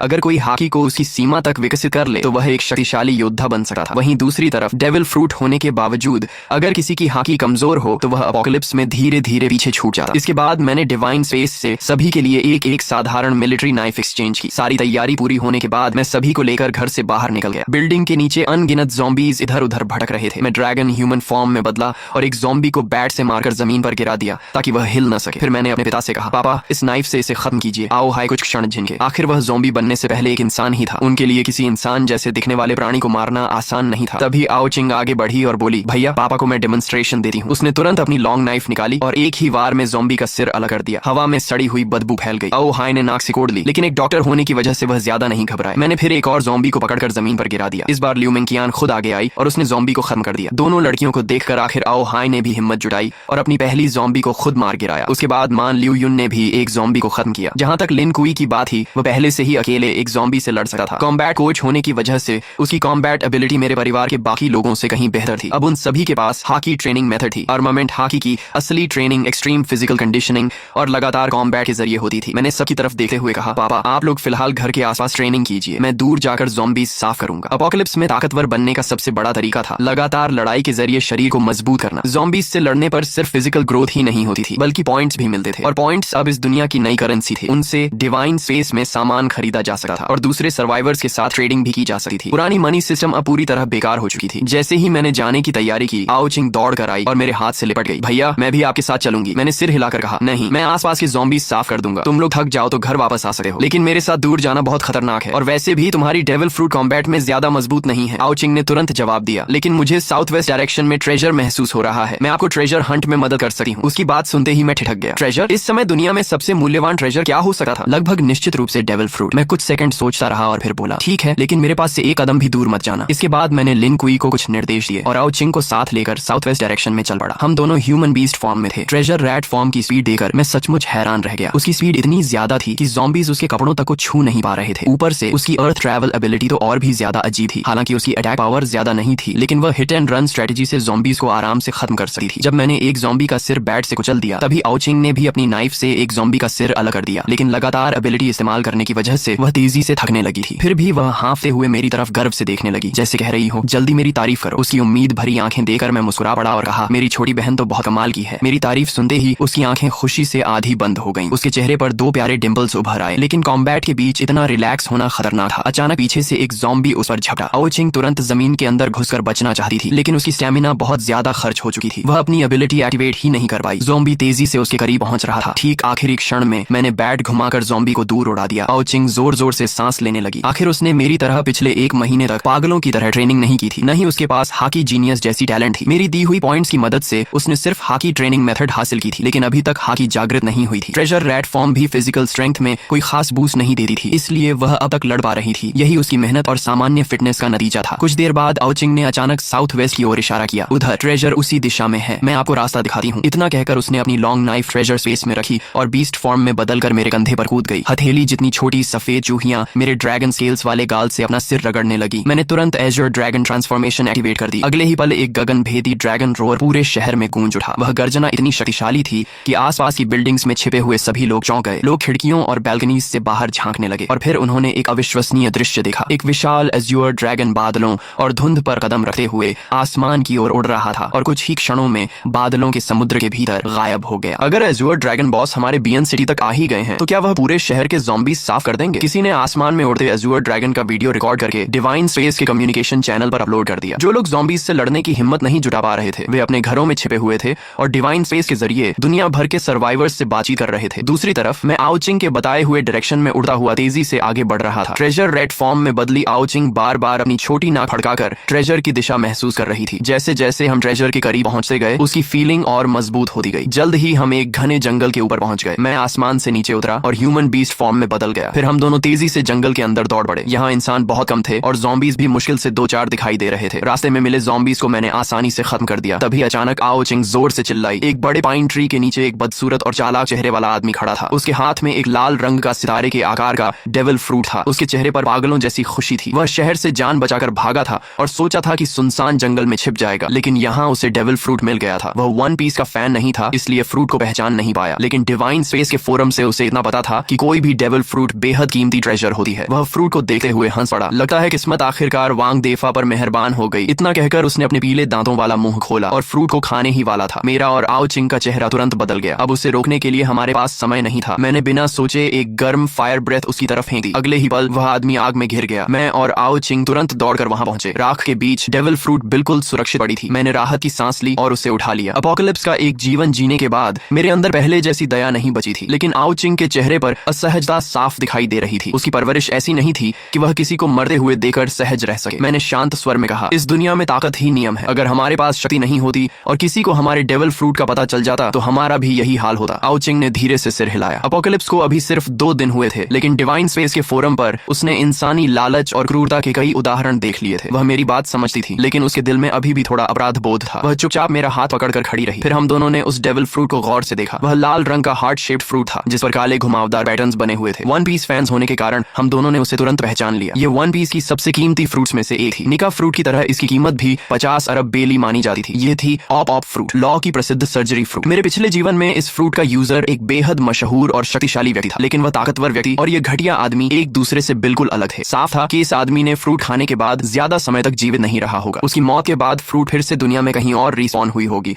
और बाद में किसी असली शक्तिशाली व्यक्ति के हाथ लगी होगी। अपोकलिप्स की डेविल फ्रूट्स भी मैंगा की तरह काम करती थी। किसी एबिलिटी यूजर की मौत के बाद उसकी फ्रूट दुनिया में कहीं भी रैंडम लोकेशन पर फिर से पैदा हो जाती थी। इसी वजह से बाद में कई ताकतवर लोग कमजोर एबिलिटी यूजर्स का शिकार करने लगे थे, ताकि उनकी फ्रूट्स दोबारा स्पॉन होकर उन्हें मिल जाएं। लेकिन सफलता की संभावना बेहद कम थी, क्योंकि कोई भी रीस्पॉन लोकेशन प्रिडिक्ट नहीं कर सकता था। आओ चिंग ने फ्रूट को देते हुए कहा, भैया ये फ्रूट पापा को देनी चाहिए, उन्हें इसकी एबिलिटी बहुत पसंद आएगी। सचमुच एक सर्जन के लिए सर्जरी फ्रूट से बेहतर डेविल फ्रूट शायद ही कोई हो सकती थी। ट्रेजर मिल चुका था, इसलिए मैं फिर से एज्योर ड्रैगन बन गया। आओ चिंग मेरी पीठ पर बैठ गई और हम तेजी से घर लौटने लगे। घर पहुंचने तक माता पिता थकर आराम करने वापस आ चुके थे। लियू मेंगचियन उनकी सेवा में लगी हुई थी और दोनों की खूब देखभाल कर रही थी। वहीं लिन कुई अभी भी नीचे ज़ॉम्बीज से लड़ रहा था। वह समझता था कि सिर्फ मेरा फॉलोअर बन जाना काफी नहीं है। अगर भविष्य में सम्मान और जगह चाहिए तो उसे अपनी ताकत खुद बढ़ानी होगी। बिल्डिंग के नीचे अब काफी लोग ज़ॉम्बीज मारने की कोशिश कर रहे थे। डिवाइन स्पेस की रिवॉर्ड्स इतनी आकर्षक थीं कि हर कोई पॉइंट्स कमाना चाहता था, लेकिन सबसे सस्ती हाकी ट्रेनिंग मेथड खरीदने के लिए भी दर्जनों पॉइंट्स चाहिए थे, यानी उन्हें कई ज़ॉम्बीज मारनी पड़ती। लोग kitchen knives, shovels, wooden sticks और घर में मिलने वाले हर हथियार से ज़ॉम्बीज से लड़ रहे थे, लेकिन ज़ॉम्बीज की स्ट्रेंथ, स्पीड और डिफेंस उनसे कहीं ज्यादा थी। बार बार लोग घायल हो रहे थे या इन्फेक्शन का शिकार होकर खुद ज़ॉम्बी बन जा रहे थे। लिन कुई ने मुझे लौटते ही सारी सिचुएशन की रिपोर्ट दी। मैंने संतुष्ट होकर कहा, अच्छा काम किया, थक गए हो तो आराम कर लो। मुझे उसका मेहनती रवैया पसंद आया। अपोकलिप्स में जिंदा रहने के लिए यही जिद और मेहनत जरूरी थी। पॉइंट्स की मदद से हाकी ट्रेनिंग मेथड मिलने के बाद भी उसकी हाकी अभी जागृत नहीं हुई थी, लेकिन वह महसूस कर सकता था कि हर लड़ाई के साथ उसका शरीर थोड़ा और मजबूत हो रहा है। कॉम्बैट कोच होने के कारण उसका शरीर पहले ही लगभग पीक कंडीशन पर था। लंबे समय बाद उसे फिर से ताकत बढ़ने का एहसास हो रहा था, इसलिए वह इस अवसर को बहुत महत्व दे रहा था। उसने सिर हिलाकर कहा, नहीं बॉस, मैं लड़ाई जारी रखूंगा। मैंने सिर्फ इतना कहा, ठीक है, लेकिन अपनी लिमिट मत भूलना। इसके बाद मैं आओ चिंग को लेकर ऊपर चला गया। घर में घुसते ही देखा कि लियू मेंगचियन मां लियू यून के पैरों की मालिश कर रही थी। दिन भर की लड़ाई के बाद उनके शरीर में दर्द होना स्वाभाविक था। जैसे ही उसने मुझे देखा, वह तुरंत खड़ी हो गई और आदर से बोली, मास्टर। मुझे फिर से लगा कि यह लड़की सचमुच समझदार है। लिन कुई और लियू मेंगचियन दोनों में भविष्य की संभावना थी। तभी आओ चिंग दौड़कर पिता के पास पहुंची और गर्व से अपनी छाती से ऑप ऑप फ्रूट निकालकर उनके सामने रखी। पापा, ये सर्जरी फ्रूट है, आप डॉक्टर हैं, आपको जरूर पसंद आएगी। फ्रूट देखते ही लियू मेंगचियन का दिल एक पल के लिए कांप उठा, लेकिन उसने तुरंत खुद को संभाल लिया और चुपचाप माँ की सेवा करती रही। वहीं आओ हाय ज्यादा उत्साहित नहीं दिखे। उन्होंने कभी वन पीस नहीं देखा था। फ्रूट को हाथ में लेकर बोले, तो इसे खाने के बाद मैं सर्जरी कर पाऊंगा? आओ चिंग ने जल्दी जल्दी समझाना शुरू किया, आप एक खास स्पेस बना सकते हैं जिसके अंदर आप किसी भी चीज को काट सकते हैं। लेकिन पिता को पूरी तरह समझ नहीं आया। तब उसने उन्हें डिवाइन स्पेस में ऑप ऑप फ्रूट के वीडियोस दिखाए। एक एक एबिलिटी देखने के बाद एओ हाई की आंखें फैल गईं। डेविल फ्रूट की शक्ति सचमुच अद्भुत थी। फिर भी उन्होंने कहा, मैं बूढ़ा हो गया हूँ, ये फ्रूट तुम दोनों भाई बहन रख लो। मैंने तुरंत जवाब दिया, अगर आप और माँ मजबूत होंगे तो मुझे आपकी चिंता नहीं रहेगी। मैं अपने काम पर ध्यान दे सकूंगा। मेरी बात सुनकर आखिरकार वह मान गए। माता पिता कभी अपने बच्चों पर बोझ नहीं बनना चाहते। उन्होंने फ्रूट का एक बड़ा बाइट लिया। अगले ही पल उनका चेहरा सिकुड़ गया। आओ चिंग तुरंत चिल्लाई, मत चबाइए, डेविल फ्रूट्स बहुत गंदी होती हैं, बस निगल जाइए। आओ हाई ने जल्दी से फ्रूट निगल लिया और अपनी नई शक्ति महसूस करने लगे। कुछ ही सेकंड बाद उन्होंने हाथ उठाया और एक पारदर्शी रूम बना दिया। फिर सामने रखे मॉब को देखा और विचार किया। अगले ही पल उनकी पोजीशन मॉब के साथ बदल गई। मैं और आओ चिंग खुशी से उछल पड़े। फिर उन्होंने ज़ॉम्बी मारने वाली मिलिट्री नाइफ उठाई और सामने की टेबल पर वार किया। टेबल ऐसे 2 टुकड़ों में बंट गई जैसे कागज हो। आओ चिंग उत्साह में बोली, पापा मुझे भी काट कर देखिए। आओ हाई पूरी तरह अवाक रह गए। तुम्हें काटूं? चाहे उन्हें फ्रूट की शक्ति समझ आ चुकी थी, लेकिन अपनी बेटी को काटने का विचार फिर भी अजीब था। अभी मेरा कंट्रोल पूरा नहीं है, कहीं सच में चोट लग गई तो। लेकिन आओ चिंग जिद पर अड़ी रही। आखिर मैंने बात बदल दी, हमें और डेविल फ्रूट्स ढूंढनी चाहिए। अगर ज्यादा फ्रूट्स मिल गई तो हम पूरे बियन सिटी पर राज कर सकते हैं। आओ चिंग की बात ने मुझे भी सोचने पर मजबूर कर दिया। उसकी ट्रेजर डिटेक्शन एबिलिटी सिर्फ एक शहर में इस्तेमाल करने के लिए बहुत कीमती थी। अभी दुनिया में अनगिनत डेविल फ्रूट्स बिना मालिक के पड़ी थी या किसी मरे हुए एबिलिटी यूजर के बाद फिर से स्पॉन हुई थी। अगर हम इस मौके का फायदा उठाएं तो परिवार को और मजबूत बना सकते हैं और साथ ही भविष्य के लिए बेहद कीमती रिसोर्सेज भी इकट्ठा कर सकते हैं। जब दुनिया अपोकलिप्स के साथ अडेप्ट हो जाएगी तब बड़ी बड़ी फैक्शंस उभरेंगी। उस समय ये डेविल फ्रूट्स ट्रेडिंग, अलायंसेस और पावरफुल फॉलोअर्स जुटाने के लिए अनमोल साबित होंगी। लेकिन मुझे अभी भी परिवार की सुरक्षा की चिंता थी। तभी एओ हाई ने कहा, चिंता मत करो, अब मेरे पास भी डेविल फ्रूट है। यहाँ लियू मेंगचियन और लिन कुई भी हैं, हम संभाल लेंगे। माँ ने भी मुस्कुराकर हामी भरी। लियू मेंगचियन तुरंत बोली, मास्टर आप निश्चिंत रहें, हम अंकल आंटी का पूरा पूरा ध्यान रखेंगे। उनकी बात सुनकर मुझे सचमुच खुशी हुई। मैंने तुरंत लिन कुई और लियू मिंगचियान दोनों को 400 पॉइंट्स ट्रांसफर कर दिए ताकि वे तेजी से मजबूत हो सके। इसके बाद मैंने डिवाइन स्पेस में 10 पॉइंट्स खर्च करके एक प्राइवेट ग्रुप बनाया और उसमें परिवार के सभी लोगों को जोड़ दिया। अब मैं कहीं भी रहूं उनसे तुरंत संपर्क कर सकता था। सारी तैयारी पूरी होने के बाद मैं और आओचिंग घर से निकले, ट्रक में बैठे और शहर के बाहर की ओर चल पड़े। मैंने पूछा, अब कहाँ? आओचिंग मुस्कुराई, डायरेक्शन मुझ पर छोड़ दो, मैं ट्रेजर रैट हूँ। ट्रेजर न भी मिले मेरी इंस्टिंक्ट बेकार नहीं जाती। पश्चिम वाले प्रोविंशियल कैपिटल चलते हैं, वहाँ पॉपुलेशन ज्यादा है, सिटी बड़ी है और डेविल फ्रूट्स मिलने की संभावना भी सबसे ज्यादा है। प्रोविंस कैपिटल की ओर बढ़ने का फैसला करने के बाद मैंने आओचिंग की इंस्टिंक्ट पर भरोसा किया और ट्रक को पश्चिम दिशा में मोड़ दिया। रास्ते में हम समय समय पर गाड़ी रोकते, ज़ॉम्बीज से लड़ते, स्टैमिना खत्म होने पर वापस ट्रक में आकर आराम करते और फिर आगे बढ़ जाते। इस तरह लड़ाई और यात्रा साथ साथ चल रही थी। लेकिन धीरे धीरे मुझे महसूस हुआ कि यह बड़ा ट्रक ज्यादा प्रैक्टिकल नहीं था। एओ हाउ को भी लगने लगा कि हमें किसी मजबूत ऑफ रोड व्हीकल की जरूरत है। प्रोविंस कैपिटल में प्रवेश करते ही हमें फर्क साफ दिखाई देने लगा। यहाँ ज़ॉम्बीज की संख्या बियन सिटी से कई गुना ज्यादा थी। जगह जगह मिलिट्री फोर्सेस तैनात थीं और संगठित तरीके से ज़ॉम्बीज का सफाया कर रही थीं। गोलियों और तोपों की आवाज लगातार गूंज रही थी। बड़ी संख्या में ज़ॉम्बीज को गिराया जा रहा था, लेकिन समस्या यह थी कि जब तक उनके दिमाग का कोर पूरी तरह नष्ट न हो वे फिर भी हिलते डुलते रहते थे। इसी दौरान हमारी बड़ी ट्रक को मिलिट्री चेक पॉइंट पर रोक लिया गया। एक सैनिक आगे बढ़ा और बोला, आगे मिलिट्री ऑपरेशन चल रहा है, उस दिशा में जाना मना है। उधर रेफ्यूजी शेल्टर बनाया गया है, हमारे सैनिक वहाँ तैनात हैं। वहाँ फूड और वाटर भी नियमित रूप से दिया जा रहा है, आप लोग वहीं चले जाइए। मैंने विनम्रता से धन्यवाद कहा। मैं जानता था कि देश इस डिजास्टर को रोकने की पूरी कोशिश कर रहा है, लेकिन मैं यह भी जानता था कि यह एपोकलिप्स सिर्फ इंसानी सिविलाइजेशन की ताकत से नहीं रुकने वाला। इसलिए मैंने शेल्टर की तरफ जाने के बजाय ट्रक घुमाई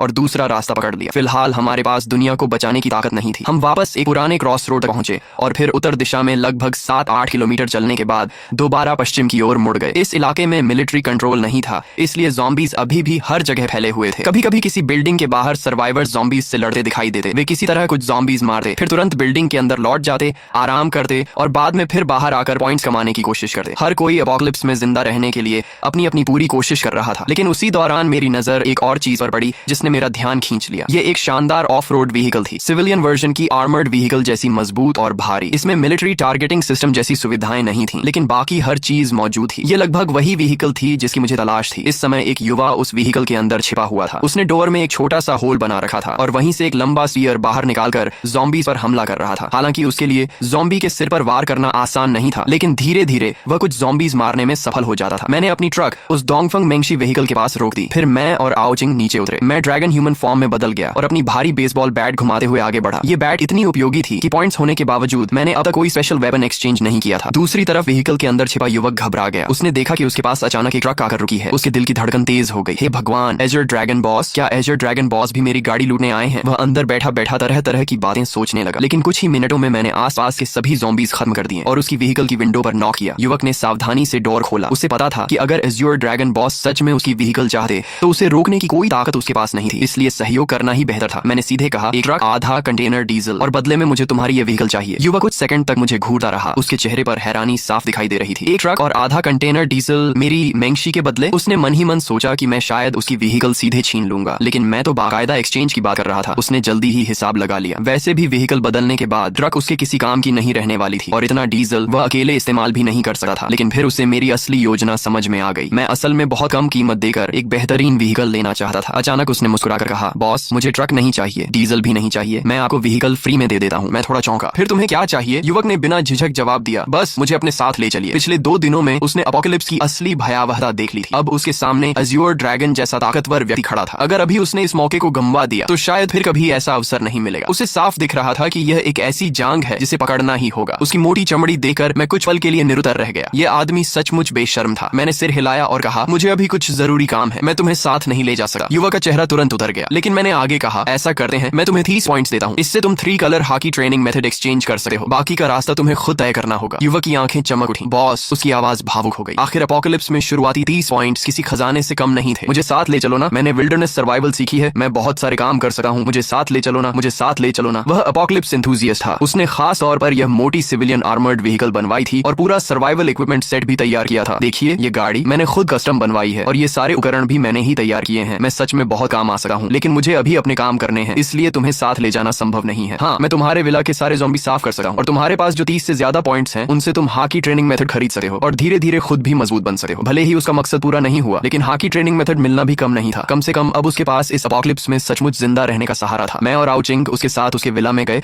और उसके ज़ॉम्बी बन चुके परिवार वालों और पालतू कुत्ते को खत्म कर दिया। अच्छी तरह ट्रेनिंग करना, एक दिन तुम भी एपोकलिप्स पावर हाउस बन सकते हो। बॉस, मेरा नाम लिन तियान है, क्या आप अपना नाम बता सकते हैं? अगर मैं आपको ढूंढना चाहूँ तो कहाँ आऊँ? उसकी जिद देकर मैंने सोचा बताने में कोई नुकसान नहीं। अगर इस आदमी में सचमुच टैलेंट हुआ तो भविष्य में इसे अपने साथ लिया जा सकता है। मेरा नाम आओ हाउ है, मेरा घर बयान शहर में है। अगर तुम पैदल चलकर बयान शहर पहुंच गए तो मैं तुम्हें अपने साथ रखने पर विचार करूंगा। आओ हाउ, सिर्फ पैदल बयान शहर पहुंचना है ना? मैं जरूर पहुंचूंगा। असल में सिर्फ जॉम्बी मारने से कोई फायदा नहीं होता, चाहे उनका सिर काट दो, लेकिन मरे हुए जॉम्बी बाद में दूसरे जॉम्बी खा जाते हैं और उनसे एवोल्यूशन शुरू हो जाती है। अगर जॉम्बियों को पूरी तरह खत्म करना है तो उनकी लाशों को आग लगाकर पूरी तरह जला देना होगा। लेकिन जब जॉम्बी की लाशें जलती हैं तो उनके शरीर में जमा वायरस हवा में फैल जाता है, जिससे हवा में वायरस की मात्रा और बढ़ जाती है और कमजोर लोगों के संक्रमित होने की संभावना भी बढ़ जाती है। इतना ही नहीं, ऊंचे तापमान पर वायरस और भी ज्यादा ताकतवर हो जाता है। ये सचमुच एक दुविधा है। इसका एकमात्र समाधान हाकी कल्टीवेशन है। हाकी असल में शरीर को चरम सीमा तक मजबूत करने की प्रक्रिया है। जब शरीर पर्याप्त मजबूत हो जाए तब इंसान जॉम्बी, वायरस और जॉम्बियों दोनों से नहीं डरता। बाकी सारे तरीके सिर्फ अस्थायी समाधान है। काश तुम्हारा ट्रेजर स्पेस थोड़ा और बड़ा होता तो हम सारा डीजल अपने साथ ले जा सकते थे। अभी ईंधन सीमित है, इसलिए हमारी खोज का दायरा भी सीमित है। तुम्हें लगता है मैं नहीं चाहती? डेविल फ्रूट एबिलिटी डेवलपमेंट इतना आसान नहीं होता। और हाँ, ये जंक फूड कम खाया करो। थक जाओ तो डिवाइन स्पेस शॉप से एक वाटर मीट खरीद लेना, उससे ताकत जल्दी वापस आती है। यह सुनकर मैं तुरंत उत्साहित हो गया। जैसे ही सुना कि आगे कोई खजाना है, मैंने रास्ते में जॉम्बी मारना लगभग बंद कर दिया और पूरी स्पीड से आओ शिंग द्वारा बताए गए दिशा में बढ़ने लगा। लेकिन जब हम आखिरकार वहां पहुंचे तो पता चला कि मामला आसान नहीं है। वहां एक फैक्ट्री थी जिसके चारों तरफ लोहे की जाली लगी हुई थी। बाहर बहुत सारी मशीनें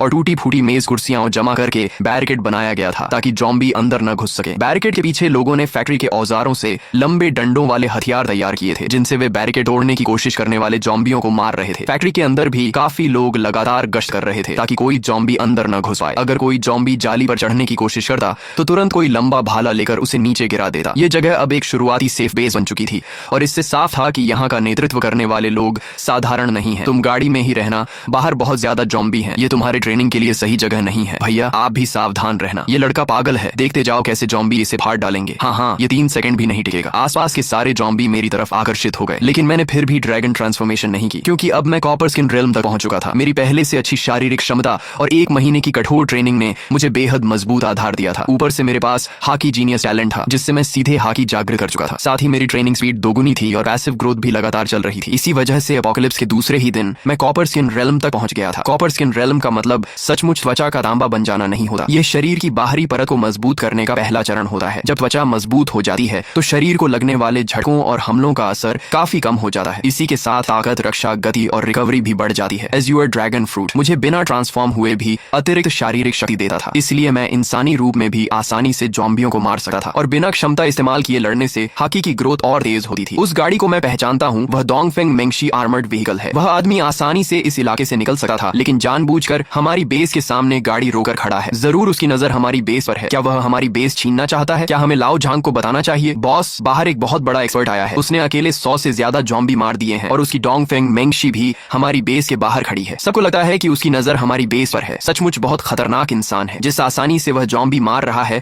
उसे देखकर बहुत दबाव महसूस हो रहा है। अगर उसका इरादा खराब हुआ तो क्या हम उससे लड़ भी पाएंगे? पूरे 1 घंटे बाद फैक्ट्री के उत्तरी गेट के बाहर के सारे जॉम्बी खत्म हो गए। मैंने अपने दर्द करते हाथ को झटका और सीधे फैक्ट्री के गेट तक पहुंच गया। मुझे अंदर जाकर एक चीज लेनी है। क्या लेने आए हो? जाहिर है मैं ये नहीं बता सकता था कि मैं डेविल फ्रूट लेने आया हूँ। ऐसा लग रहा था कि वह डेविल फ्रूट किसी बहुत छिपी हुई जगह पर है, वरना यहाँ के लोग उसे कब का खोज कर खा चुके होते। जैसे ही मैंने यह कहा, सामने खड़े लोग, दरवाजा खोलो। कब्जा किए हुए सैनिकों की कोई कहावत होती है ना, कुछ तो था, नकली चाल से दुश्मन को बहलाना। मैं भले ही एक साधारण मजदूर हूँ, लेकिन फौजी किताबें पढ़ता रहता हूँ। तुम हमें बेवकूफ नहीं बना सके। हमारे पास खुद खाने को कम है, तुम कहीं और जाओ। हाँ, हमें बेवकूफ मत बनाओ। अगर मैं जबरदस्ती अंदर जाना चाहूँ तो मैं कोई अच्छा इंसान नहीं हूँ, लेकिन आमतौर पर बिना वजह लोगों पर हमला भी नहीं करता। उम्मीद है तुम लोग समझदारी दिखाओगे। धत्त तेरे की, हम इतने लोग हैं, हम तुमसे क्यों डरे? हिम्मत है तो अंदर आकर दिखा, देखते हैं कौन किससे डरता है। मैं भी देखना चाहता हूँ कि तुम क्या कर लोगे। तभी एक अदृश्य दबाव चारों ओर फैल गया। मजदूरों को ऐसा लगा जैसे किसी राजा की भयंकर किंग ऑरा उनके सामने उतर आई हो। उनके दिलों में डर भर गया। कुछ लोग तो वहीं घुटनों के बल गिर पड़े। सबसे डरपोक लोग तो सीधे बेहोश हो गए। केवल लाओ झांग और कुछ लोग जिन्होंने हाकी ट्रेनिंग शुरू कर दी थी मेरी तरफ देख पा रहे थे। यह तो निश्चित रूप से कॉन्करर्स हाकी है। बॉस, इसे अंदर आने दीजिए। इसके सामने झुकना शर्म की बात नहीं है। हाँ, ताकतवर ही राजा होता है, इसमें शर्म कैसी? मैंने कॉन्करर्स हाकी छोड़ने के बाद बातचीत जारी रखने का इरादा छोड़ दिया था। समय बर्बाद करने का कोई मतलब नहीं था। मेरी बेसबॉल बैट पर काली चमक लिपट गई। मैंने पूरी ताकत से वार किया और मजदूरों द्वारा बड़ी मेहनत से बनाई गई बाधा एक ही झटके में टूट गई। लाओ झांग ने अपना हथियार कसकर पकड़ा, लेकिन आखिरकार हमला करने की हिम्मत नहीं जुटा पाया। शायद वह सोच रहा था कि जॉम्बी का सिर ज्यादा मजबूत है या उसका अपना। आओ चिंग, इधर आओ। मेरी आवाज सुनते ही आओ। चिंग ने चाबी निकाली, गाड़ी से कूदकर नीचे उतरी और उछलती कूदती मेरी तरफ दौड़ी। वह अपनी छोटी नाक से सूंघती हुई मुझे गोदाम काम के पीछे ले जाने लगी। क्या बात है, हट जा यहाँ से छोटे बदमाश, क्या कहा तूने? मुझसे ऐसे बात करने की हिम्मत कैसे हुई? अभी तुझे दरवाजे पर लटका दूंगी, और साथ में इतनी खूबसूरत लड़की भी लाया है। किस क्लब से उठाकर लाया है इसे? अभी इसे फैक्ट्री के लड़कों के साथ। श्याओ यान, इसे मार डालो, मैं इससे लड़ूंगा। भाइयों सब साथ आओ, हमारी औरत का अपमान हुआ है, इस दुष्ट को नहीं छोड़ना चाहिए। अगर कोई मुझे गाली देता तो शायद मैं नजरअंदाज कर देता, लेकिन अगर कोई मेरे परिवार को गाली दे तो मैं उसे खून की कीमत चुकवाता हूँ। आओ चिंग, कई बार इंसानों का दिल ज़ॉम्बियों और राक्षसों से भी ज्यादा डरावना होता है। अब तुम ज़ॉम्बी मार सकती हो, लेकिन क्या तुम इंसान को मार सकती हो? व्यवस्था खत्म हो चुकी है। अगर कोई तुम्हारा अपमान करे या तुम्हें सताए तो उसे खून से सबक सिखाना होगा। अगर इस एपोकलिप्स में जीना है तो बेकार की दया छोड़नी होगी। जो मुझे नहीं छेड़ेगा मैं उसे नहीं छेड़ूंगा, लेकिन जो मुझे छेड़ेगा वह चाहे कितनी भी दूर हो उसे खत्म कर दूंगा। वह डेविल फ्रूट यूजर है। आओ चिंग, एपोकलिप्स रूल याद रखो, जड़ से खत्म करो। अगर दुश्मनी पैदा हो गई है तो भविष्य का खतरा भी खत्म कर दो। भैया, जिसने आपको गाली दी वह तो मर चुका है, बाकी लोग निर्दोष हैं, उन्हें छोड़ दो। आओ चिंग, यही तो एपोकलिप्स है। छोटी सी बहस भी जानलेवा संघर्ष में बदल सकती है, और हर संघर्ष का अंत किसी न किसी की मौत या चोट से ही होता है। पिछले जन्म में मुझे लगा था कि सिर्फ अपने दुश्मन को मार देना काफी है। मुझे लगता था मैं काफी निर्दयी हूँ, लेकिन आखिर में मेरी वही बेवजह की दया मेरी मौत का कारण बनी। इस जन्म में चाहे लोग मुझे शैतान ही क्यों न कहें, मैं फिर कभी नरमी नहीं दिखाऊंगा। हम उस जगह पहुंचे जिसे आओ चिंग महसूस कर रही थी। ये फैक्ट्री की कैंटीन का फूड स्टोरेज था। मैंने एक ही वार में दरवाजा तोड़ दिया और नीचे दबे हुए एक फलों की टोकरी में छिपा डेविल फ्रूट निकाल लिया। यह भी एक ऐसा फल था जिसे मैं पहचान नहीं पा रहा था, लेकिन जैसे ही मैं फैक्ट्री के गेट तक पहुंचा मैंने देखा कि मेरी गाड़ी गायब थी। हालांकि आओ चिंग चाबी निकाल चुकी थी, लेकिन दुनिया में ताले खोलने वाले उस्तादों की कमी नहीं थी। मैं तुरंत एज़्योर ड्रैगन बन गया और आओ चिंग को लेकर आसमान में उड़ गया। कुछ ही देर में मुझे अपनी गाड़ी दिखाई दे गई। मैं आसमान से नीचे झपटा और एक ही टक्कर में गाड़ी पलट दी। बॉस प्लीज मुझे मत मारिए, प्लीज वापस गाड़ी में बैठने के बाद आओ। चिंग पूरे रास्ते चुप रही। आज उसने पहली बार मुझे इतनी बेरहमी से लोगों को मारते देखा था। उसे लग रहा था जैसे मैं उसका वही पुराना भाई नहीं हूँ। आप बहुत डरावने हो। आओ चिंग, याद रखो अब एपोकलिप्स है। हमारे परिवार के अलावा किसी पर भी आसानी से भरोसा नहीं किया जा सकता। भैया, क्या आप रीबर्थ होकर आए हो? क्या आप सच में दोबारा जन्म लेकर आए हो? मैं अंदर ही अंदर चौंक गया। क्या मैंने कहीं कोई गलती कर दी थी? इसे अचानक ऐसा क्यों लगा? आपने पागलों की तरह राशन जमा किया, माँ को छुट्टी लेकर इसे घर लाने के लिए मजबूर किया, और आपको सब कुछ पहले से पता था, और घर लौटने के बाद से आप बिल्कुल बदल गए हो। ऐसा लगता है जैसे आप कोई और इंसान हो। मेरे हिसाब से इसके सिर्फ दो कारण हो सकते हैं, या तो आप रीबर्थ होकर आए हो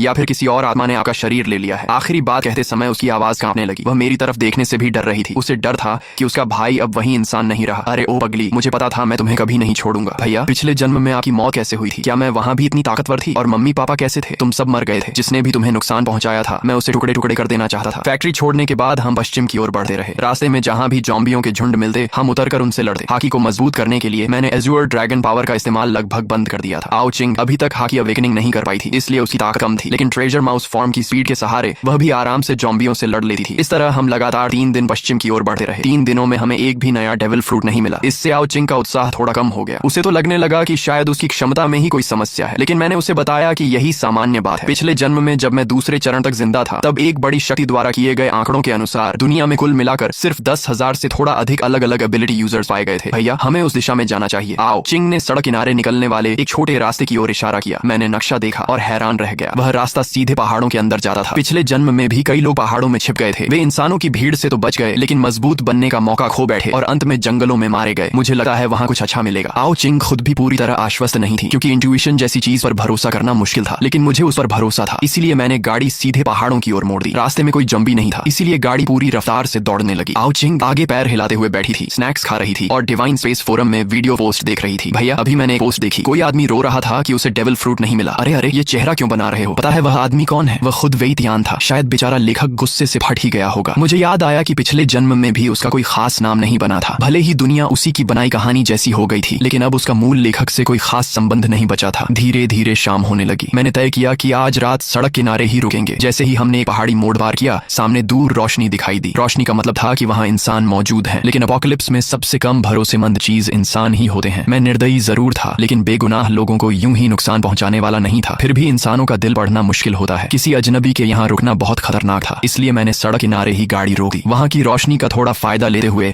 हमने वहीं रात बिताने का फैसला किया। आओ चिंग ने गाड़ी के पीछे से कैंपिंग इक्विपमेंट निकाला और एक बड़ा टेंट लगाना शुरू कर दिया। हालांकि एपोकलिप्स बेहद खतरनाक था। मेरी सावधानी भरी देखभाल में आओ चिंग को कोई डर नहीं लगा, बल्कि उसे एक तरह का एक्साइटमेंट महसूस हुआ। भाई क्या हुआ? ये सी झोंग क्या है? यानी ये किस चीज का एंट्री पॉइंट है? भाई क्या आपने कभी ज़ॉम्बी की आवाज सुनी है? ज़ॉम्बी तो वैसे बोलते नहीं है, क्योंकि उनका शरीर सड़ चुका होता है और उनकी वोकल कॉर्ड्स भी खराब हो जाती हैं, इसलिए वे आवाज नहीं निकाल सकते। लेकिन जैसे जैसे ज़ॉम्बी इवॉल्व होते हैं उनका शरीर धीरे धीरे रिपेयर होने लगता है और उन्हें बेसिक ह्यूमन फंक्शंस वापस मिलने लगते हैं, जैसे आवाज निकालना। लेकिन इसके लिए कम से कम 1 स्टार ज़ॉम्बी होना जरूरी होता है। अभी जो ज़ॉम्बी हैं वे बिना लेवल के हैं, उनकी ताकत थोड़ी ज्यादा होती है और हड्डियां सख्त होती हैं, लेकिन उन्हें हराना मुश्किल नहीं होता। यहाँ तक कि आम इंसान भी उन्हें मार सकता है। लेकिन जब वे इंसानी मांस खाकर खुद को रिपेयर कर लेते हैं तो उनकी स्पीड और स्ट्रेंथ बढ़ जाती है और वे ह्यूमन लाइक कॉम्बैट भी इस्तेमाल करने लगते हैं। तब वे 1 स्टार ज़ॉम्बीज यानी मीट ईटर्स बन जाते हैं और उन्हें हराने के लिए कम से कम कॉपर स्किन रियल्म चाहिए होता है। यह जगह अब सुरक्षित नहीं है, तुम कार में वापस जाओ। अगर सिर्फ सामने वाले ज़ॉम्बी होते तो ठीक है, लेकिन अगर 2 स्टार ज़ॉम्बी आ गया तो हम खतरे में पड़ जाएंगे। मैं अभी सिर्फ कॉपर स्किन रियल्म में हूँ और ज़ॉम्बीज से लड़ने के लिए आयरन बोन रियल्म चाहिए, लेकिन अभी अपोकलिप्स को शुरू हुए सिर्फ 5-6 दिन ही हुए हैं, इसलिए ज़ॉम्बीज इतनी जल्दी इवॉल्व नहीं होने चाहिए। मैंने आओ चिंग को गाड़ी में भेज दिया और ह्यूमन ड्रैगन फॉर्म में स्टील की छड़ लेकर आवाज की दिशा में बढ़ गया। पास जाकर देखा तो एक पुराना टूटा हुआ मंदिर था जो पहाड़ी इलाके में था और बहुत जर्जर हालत में था। पक्का ये दुनियावी बिजनेस की पैकेजिंग वाला टाओइस्ट टेंपल नहीं है, यहाँ सच में असली टाओइस्ट प्रीस्ट होंगे। मेरे चेहरे पर काली लकीरें पड़ गईं। इतना बड़ा गंजा सिर और मेंटल क्वालिटी इतनी कमजोर। मैं पैर उठाकर टाओइस्ट टेंपल में घुसने ही वाला था कि तभी मुख्य हॉल की जर्जर दीवार जोरदार आवाज के साथ ढह गई। एक काली त्वचा वाला टाओइस्ट रोब पहने बूढ़ा आदमी पागलों की तरह एक इंसान के ऊपर झपटा हुआ था और उसे नोच नोच कर खा रहा था। जमीन पर कई विक्टिम्स की लाशें बिखरी पड़ी थीं। दृश्य बेहद भयानक था। बूढ़े टाओइस्ट प्रीस्ट ने आवाज सुनी और पीछे मुड़कर देखा। जिस पल उसकी नजर मेरी नजर से मिली मेरे मन में तुरंत ख्याल आया कि गड़बड़ हो गई। ये फ्लैश ईटर नहीं बल्कि ज़ॉम्बी है। बूढ़ा टाओइस्ट प्रीस्ट खाते समय भी अपने शरीर को बिल्कुल सीधा रखे हुए था। उसके सूखे हाथों पर नुकीले क्लॉज उगे हुए थे और उसके मुंह में 4 नुकीले दांत थे। ये साफ तौर पर ज़ॉम्बी की पहचान थी। ज़ॉम्बी फ्लैश ईटर होते हैं। आगे इवॉल्व होने के दौरान वे अपने शरीर को मजबूत करने के लिए बड़ी मात्रा में ज़ॉम्बी वायरस का उपयोग करते हैं, लेकिन इससे वायरस शरीर के अंदर जमा हो जाता है और पूरी तरह डाइजेस्ट होने से पहले की अवस्था में रह जाता है। जमा हुआ वायरस ज़ॉम्बी के शरीर को कठोर बना देता है, लेकिन साथ ही उसे कॉपर स्किन और आयरन बोन्स जैसा मजबूत शरीर भी दे देता है, जिससे उसे मारना बेहद मुश्किल हो जाता है। अच्छी बात यह है कि उसकी फेटल वीकनेस अब भी उसका सिर ही है। जब तक उसका सिर काट दिया जाए या पूरी तरह कुचल दिया जाए वह मर जाएगा। इतने सुनसान इलाके में भला उसे इवॉल्व होने के लिए इतना वायरस कहां से मिला होगा। तभी वह ज़ॉम्बी टाओइस्ट प्रीस्ट अपने हाथ में पकड़ी आधी खाई हुई लाश को फेंककर एक छलांग में मेरी तरफ छपटा। ज़ॉम्बी का शरीर भले ही कठोर था, लेकिन इस छलांग के बाद वह पल भर में मेरे सामने पहुंच गया। मैंने जल्दी से बेसबॉल बैट उठाकर बचाव किया। ज़ॉम्बी ने एक ही बार में काट लिया और बेसबॉल बैट पर 4 गहरे दांतों के निशान बन गए। मैंने उसके चेहरे की ओर जोर से एक गर्म सांस छोड़ी, लेकिन उससे केवल उसके बाल और कपड़े जल पाए। उसकी त्वचा और मांस थोड़ा काला जरूर पड़ गया, लेकिन उसे कोई खास नुकसान नहीं हुआ। ज़ॉम्बी टाओइस्ट प्रीस्ट गुस्से में दहाड़ा और अपने नुकीले क्लॉज लहराते हुए फिर से मेरी ओर झपटा। थंडर बागवा। भले ही मैं कॉन्करर की कोटिंग इस्तेमाल नहीं कर सकता था, लेकिन बिजली से लिपटी हुई बेसबॉल बैट में सचमुच थंडर बागवा जैसी कुछ ताकत आ गई थी। और फिर एक जोरदार धमाके के साथ और फिर हल्की दरार पड़ने की आवाज आई। यह खास तौर पर मोटी और भारी बनवाई गई बेसबॉल बैट सीधे बीच से टूट गई और इसकी उपलब्धि सिर्फ इतनी थी कि उसने ज़ॉम्बी की खोपड़ी में एक छोटी सी दरार डाल दी। ज़ॉम्बी टाओइस्ट प्रीस्ट ने फिर एक दहाड़ लगाई और अपने सड़े हुए बदबूदार नुकीले दांत दिखाते हुए मेरी तरफ झपटा। आओ चिंग, जमीन के अंदर घुस जाओ। जब तक मैं इसे मार न दूं बाहर मत निकलना। मैंने सोचा था कि यह सिर्फ एक फ्लैश कॉर्प्स होगा, लेकिन यह तो 2 सितारा ज़ॉम्बी निकला। ऐसे ज़ॉम्बी के पास भयानक ताकत, कॉपर स्किन और आयरन बोन्स होते हैं। मानव सभ्यता के आर्मर्ड व्हीकल्स भी इसके सामने बेकार हैं। आओ चिंग जानता था कि वह मेरी मदद नहीं कर सकता, इसलिए तुरंत ट्रेजर माउस में बदलकर जमीन के अंदर घुस गया। इस समय मैं थोड़ा हाँफ रहा था। लगातार 2 बार हीट ब्रेथ और बिजली की शक्ति का इस्तेमाल करने से मेरी स्टैमिना तेजी से खत्म हो रही थी। ऊपर से अभी अभी के प्रहार ने मेरे शरीर के अंदर ब्लड एनर्जी को भी उथल पुथल कर दिया था। ज़ॉम्बी टाओइस्ट प्रीस्ट ने फिर छलांग लगाई और पल भर में मेरे करीब पहुंच गया। उसकी 10 काली सूखी उंगलियां नुकीले क्लॉज की तरह सीधे मेरी ओर बढ़ी। मैंने जोर से दहाड़ लगाई और अपने ड्रैगन क्लॉज से उसकी कलाई पकड़ ली। दोनों के बीच ताकत की सीधी टक्कर शुरू हो गई। हालांकि यह ज़ॉम्बी 2 सितारा स्तर तक पहुंच चुका था और सिद्धांत रूप से इसे टक्कर देने के लिए इंसानों को आयरन बोन रेल्म में होना चाहिए था, लेकिन एज़्योर ड्रैगन द्वारा मजबूत किए गए शरीर की बदौलत मैं कुछ समय तक उससे बराबरी कर पा रहा था। दोनों जमे हुए थे कि तभी ज़ॉम्बी ने अचानक अपना सिर आगे बढ़ाया। मैंने दिल कठोर किया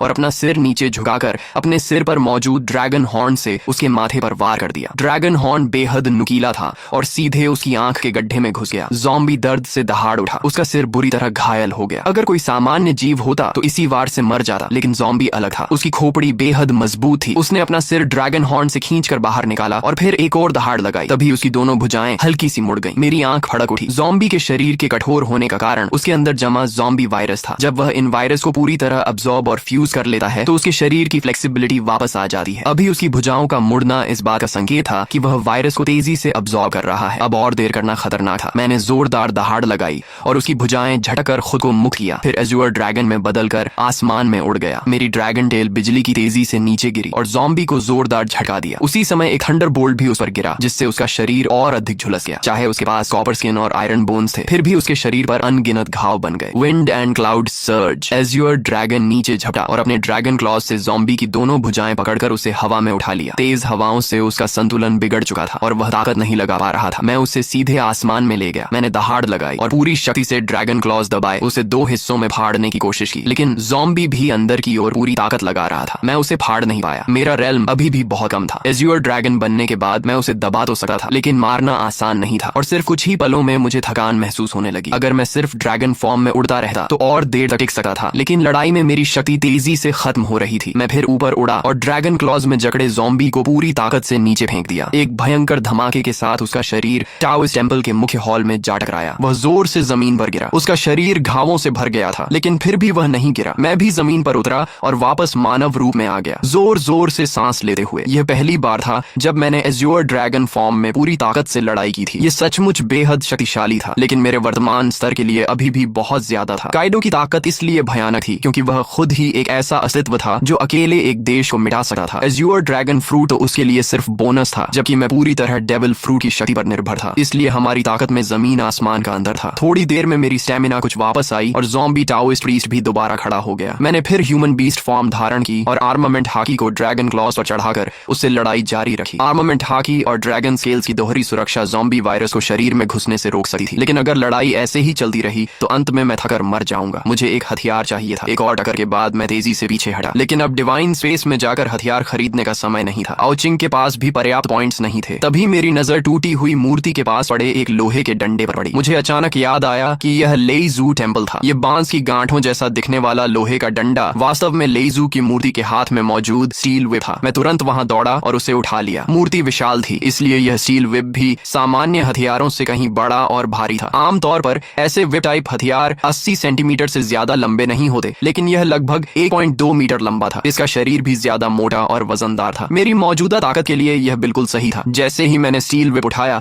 ज़ॉम्बी टाओइस्ट प्रीस्ट फिर से मेरी ओर टूट पड़ा। उसका शरीर लगभग बिखर चुका था, लेकिन उसकी आक्रामकता अब भी कम नहीं हुई थी। मैंने अपनी पूरी शक्ति से अंतिम प्रहार किया। इसके बाद मैं ह्यूमन बीस्ट फॉर्म से बाहर निकल आया। मेरे हाथों में इतनी ताकत नहीं बची थी कि उस भारी स्टील व्हिप को पकड़े रख सकूं। मैंने उसे जमीन पर गिरा दिया और पूरे शरीर में असहनीय दर्द और कमजोरी महसूस होने लगी। जमीन के नीचे छिपा आओ छिंग जब लड़ाई की आवाजें बंद हुई तो सावधानी से बाहर निकला। मुझे जमीन पर बैठा हांफते देखकर वह दौड़ कर आया और मुझे रैट मीट तथा फ्रेश वाटर लाकर दिया। थोड़ी देर आराम करने के बाद हम दोनों टूटे हुए टॉइस्ट टेम्पल के अंदर गए। प्रवेश द्वार पर मिला वह गंजा आदमी लड़ाई के प्रभाव में पहले ही मर चुका था। मंदिर के अंदर हर जगह टूटी हुई मूर्तियां और बिखरे हुए सामान पड़े थे। जमीन पर कई विक्टिम्स की लाशें थीं। पीछे का हॉल वह जगह थी जहां बूढ़ा टाओइस्ट प्रीस्ट रहा करता था। मुख्य हॉल ढहने के बावजूद यह हिस्सा अब भी सही सलामत था। यहाँ सुरक्षित होना चाहिए। मैंने फैसला किया कि आज रात यहीं आराम करेंगे। मैंने आर्मर्ड व्हीकल को दरवाजे के सामने खड़ा कर दिया ताकि कोई इंसान या ज़ॉम्बी अंदर ना आ सके। फिर एक कुर्सी लेकर आंगन में बैठ गया और रात के आसमान को देखने लगा। तभी मेरे मन में एक विचार आया और मेरी चेतना डिवाइन स्पेस में प्रवेश कर गई। क्योंकि तुम पहले व्यक्ति हो जिसने स्टार रैंक ज़ॉम्बी को मारा है, तुम्हें एक रिवॉर्ड मिलेगा। और क्योंकि तुमने अपोकलिप्स शुरू होने के 10 दिनों के भीतर स्टार रैंक ज़ॉम्बी को मारा है, रिवॉर्ड क्वालिटी बढ़ा दी गई है। साथ ही तुमने सीधे 2 स्टार ज़ॉम्बी का वध किया है, इसलिए रिवॉर्ड क्वालिटी एक बार फिर बढ़ाई गई है। कृपया नीचे दिए गए 3 टाइटल्स में से एक चुनो। टाइटल। ये सुनते ही मैं उत्साहित हो गया। टैलेंट की तरह ही टाइटल भी बेहद दुर्लभ चीज थी। पिछली जिंदगी में मैंने इतनी मेहनत की थी, फिर भी मुझे कभी कोई टाइटल नहीं मिला। पहला टाइटल ज़ॉम्बी किलर, ज़ॉम्बीज को होने वाला डैमेज स्थायी रूप से 2 गुना। दूसरा टाइटल बाउंटी हंटर, ज़ॉम्बीज को मारने पर मिलने वाले पॉइंट्स स्थायी रूप से 2 गुना। तीसरा title divine member, divine space का सम्मानित सदस्य बनो। तुम्हें एक बार किसी वस्तु को 90% डिस्काउंट पर खरीदने का मौका मिलेगा और भविष्य में डिवाइन स्पेस की हर खरीद पर 20% डिस्काउंट मिलेगा। तीनों टाइटल्स बेहद आकर्षक थे। तेजी से मारना और ज्यादा कमाना दोनों शानदार थे। सामान्य तौर पर तेजी से मारना बेहतर होता क्योंकि उससे कमाई भी बढ़ती और अधिक शक्तिशाली ज़ॉम्बीज को चुनौती देना भी संभव होता, लेकिन ये दोनों भी तीसरे टाइटल के सामने फीके थे। डिवाइन मेंबर, एक बार 90% डिस्काउंट और हमेशा के लिए 20% डिस्काउंट। डिवाइन स्पेस में 2 यूनिक एक्सचेंज आइटम्स थे, invisible black blood line factor और डेविल फ्रूट के साइड इफेक्ट्स हटाने वाली डीमन ट्रांसफॉर्मेशन पोशन। दोनों की कीमत 100 मिलियन पॉइंट्स थी, लेकिन 90% डिस्काउंट से उन्हें सिर्फ 10 मिलियन पॉइंट्स में लिया जा सकता था और बाकी सारी खरीदारी भी सस्ती हो जाती। मैं इस सुविधा का इस्तेमाल करके बीच का व्यापारी बनकर भारी मात्रा में पॉइंट्स कमा सकता था। सोचने की जरूरत ही नहीं थी। मैंने तुरंत तीसरा टाइटल चुन लिया, डिवाइन मेंबर। इसके बाद मैंने अपना पर्सनल पैनल खोला। नाम आओ हाउ, talent hockey genius, title divine member, devil fruit fish fruit azure dragon form, realm broken body copper skin, equipment लेइजू व्हिप टेल, पॉइंट्स 9655। मैंने अचानक देखा कि इक्विपमेंट सेक्शन में सचमुच कुछ मौजूद था। लेइजू व्हिप, मैंने अपने पास रखे उस बैम्बू जॉइंट स्टील व्हिप को देखा। ये लेइजू टेम्पल में पूजी जाने वाली लेइजू की मूर्ति का हथियार था, लेकिन आखिर यह तो एक सामान्य वस्तु ही थी। फिर इसे इक्विपमेंट क्यों माना गया और इसके साथ ये टेल शब्द भी क्यों क्यों जुड़ा था? मेरी पुरानी बेसबॉल बैट ने भी तो इतने ज़ॉम्बीज मारे थे। फिर उसे कभी इक्विपमेंट नहीं माना गया। मैंने स्टील वे को अपनी गोद में रखा और ध्यान से उसका निरीक्षण करने लगा। आखिर इसमें ऐसा क्या खास था? स्टील वे पूरी तरह जंग खा चुकी थी। साफ था कि यह कई सालों से यहाँ रखी हुई थी और शायद हजारों लोगों ने इसकी पूजा की होगी। इसमें कुल 18 जोड़ जॉइंट्स थे और हर जोड़ पर कुछ टाओइस्ट सिंबल्स और टैलिस्मन्स बने हुए थे। मैं सोच में पड़ गया। डेविल फ्रूट अप्रेजल फीस सिर्फ 1000 पॉइंट्स थी। मेरे लिए ये कोई बड़ी रकम नहीं थी, लेकिन अभी इसकी कोई खास जरूरत भी नहीं थी। फिलहाल हमें उस फ्रूट की आवश्यकता नहीं थी। जब हम वापस घर पहुंचेंगे तब इसकी पहचान कर लेंगे। इसी दौरान दूसरी तरफ एक बड़ा हादसा हो चुका था। हमारे ऊपर वाली मंजिल में रहने वाले चेन फैमिली के बाप बेटे को पता चल गया था कि हमारे पास बहुत सारा राशन जमा है। उस समय घर में सिर्फ माँ और लियू मेंकियन थी। डैड और लिनकुई नीचे ज़ॉम्बीज से लड़ने गए हुए थे। चेन फैमिली के बाप बेटे ने मौका देकर माँ और लियू मेंकियन पर हमला कर दिया ताकि वे घर और राशन पर कब्जा कर सकें। शुक्र है कि लियू मेंकियन पहले से सतर्क थी। जैसे ही उन्होंने हमला किया उसने तुरंत पलटवार किया और दोनों को मार डाला। माँ ये सब देखकर बहुत डर गई थी। हालांकि उन्होंने भी पहले ज़ॉम्बीज को मारा था, लेकिन किसी इंसान को अपने सामने मरते हुए देखना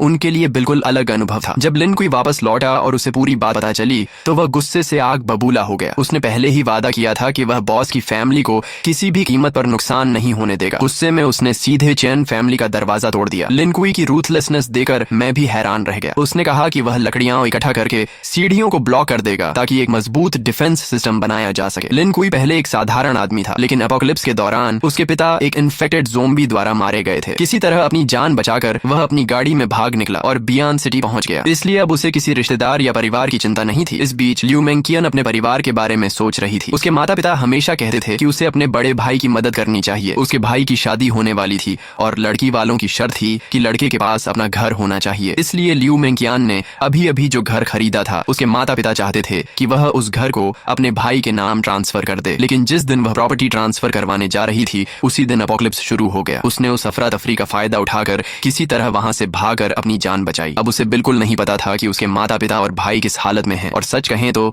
अब उसे इस बात की भी ज्यादा परवाह नहीं थी कि वे जीवित हैं या मर चुके हैं। तो भाई लोग, फिलहाल इस स्टोरी के आगे के पार्ट्स अभी तक नहीं आए हैं। जैसे ही आगे के न्यू पार्ट्स आएंगे मैं उन्हें इसी चैनल पर अपलोड कर दूंगा। अगर आपको ये स्टोरी पसंद आई हो तो वीडियो को लाइक कर दो, चैनल को सब्सक्राइब कर लो और बेल आइकॉन ऑन कर लो ताकि अगला पार्ट आते ही आपको सबसे पहले मिल सके। मिलते हैं नेक्स्ट पार्ट में।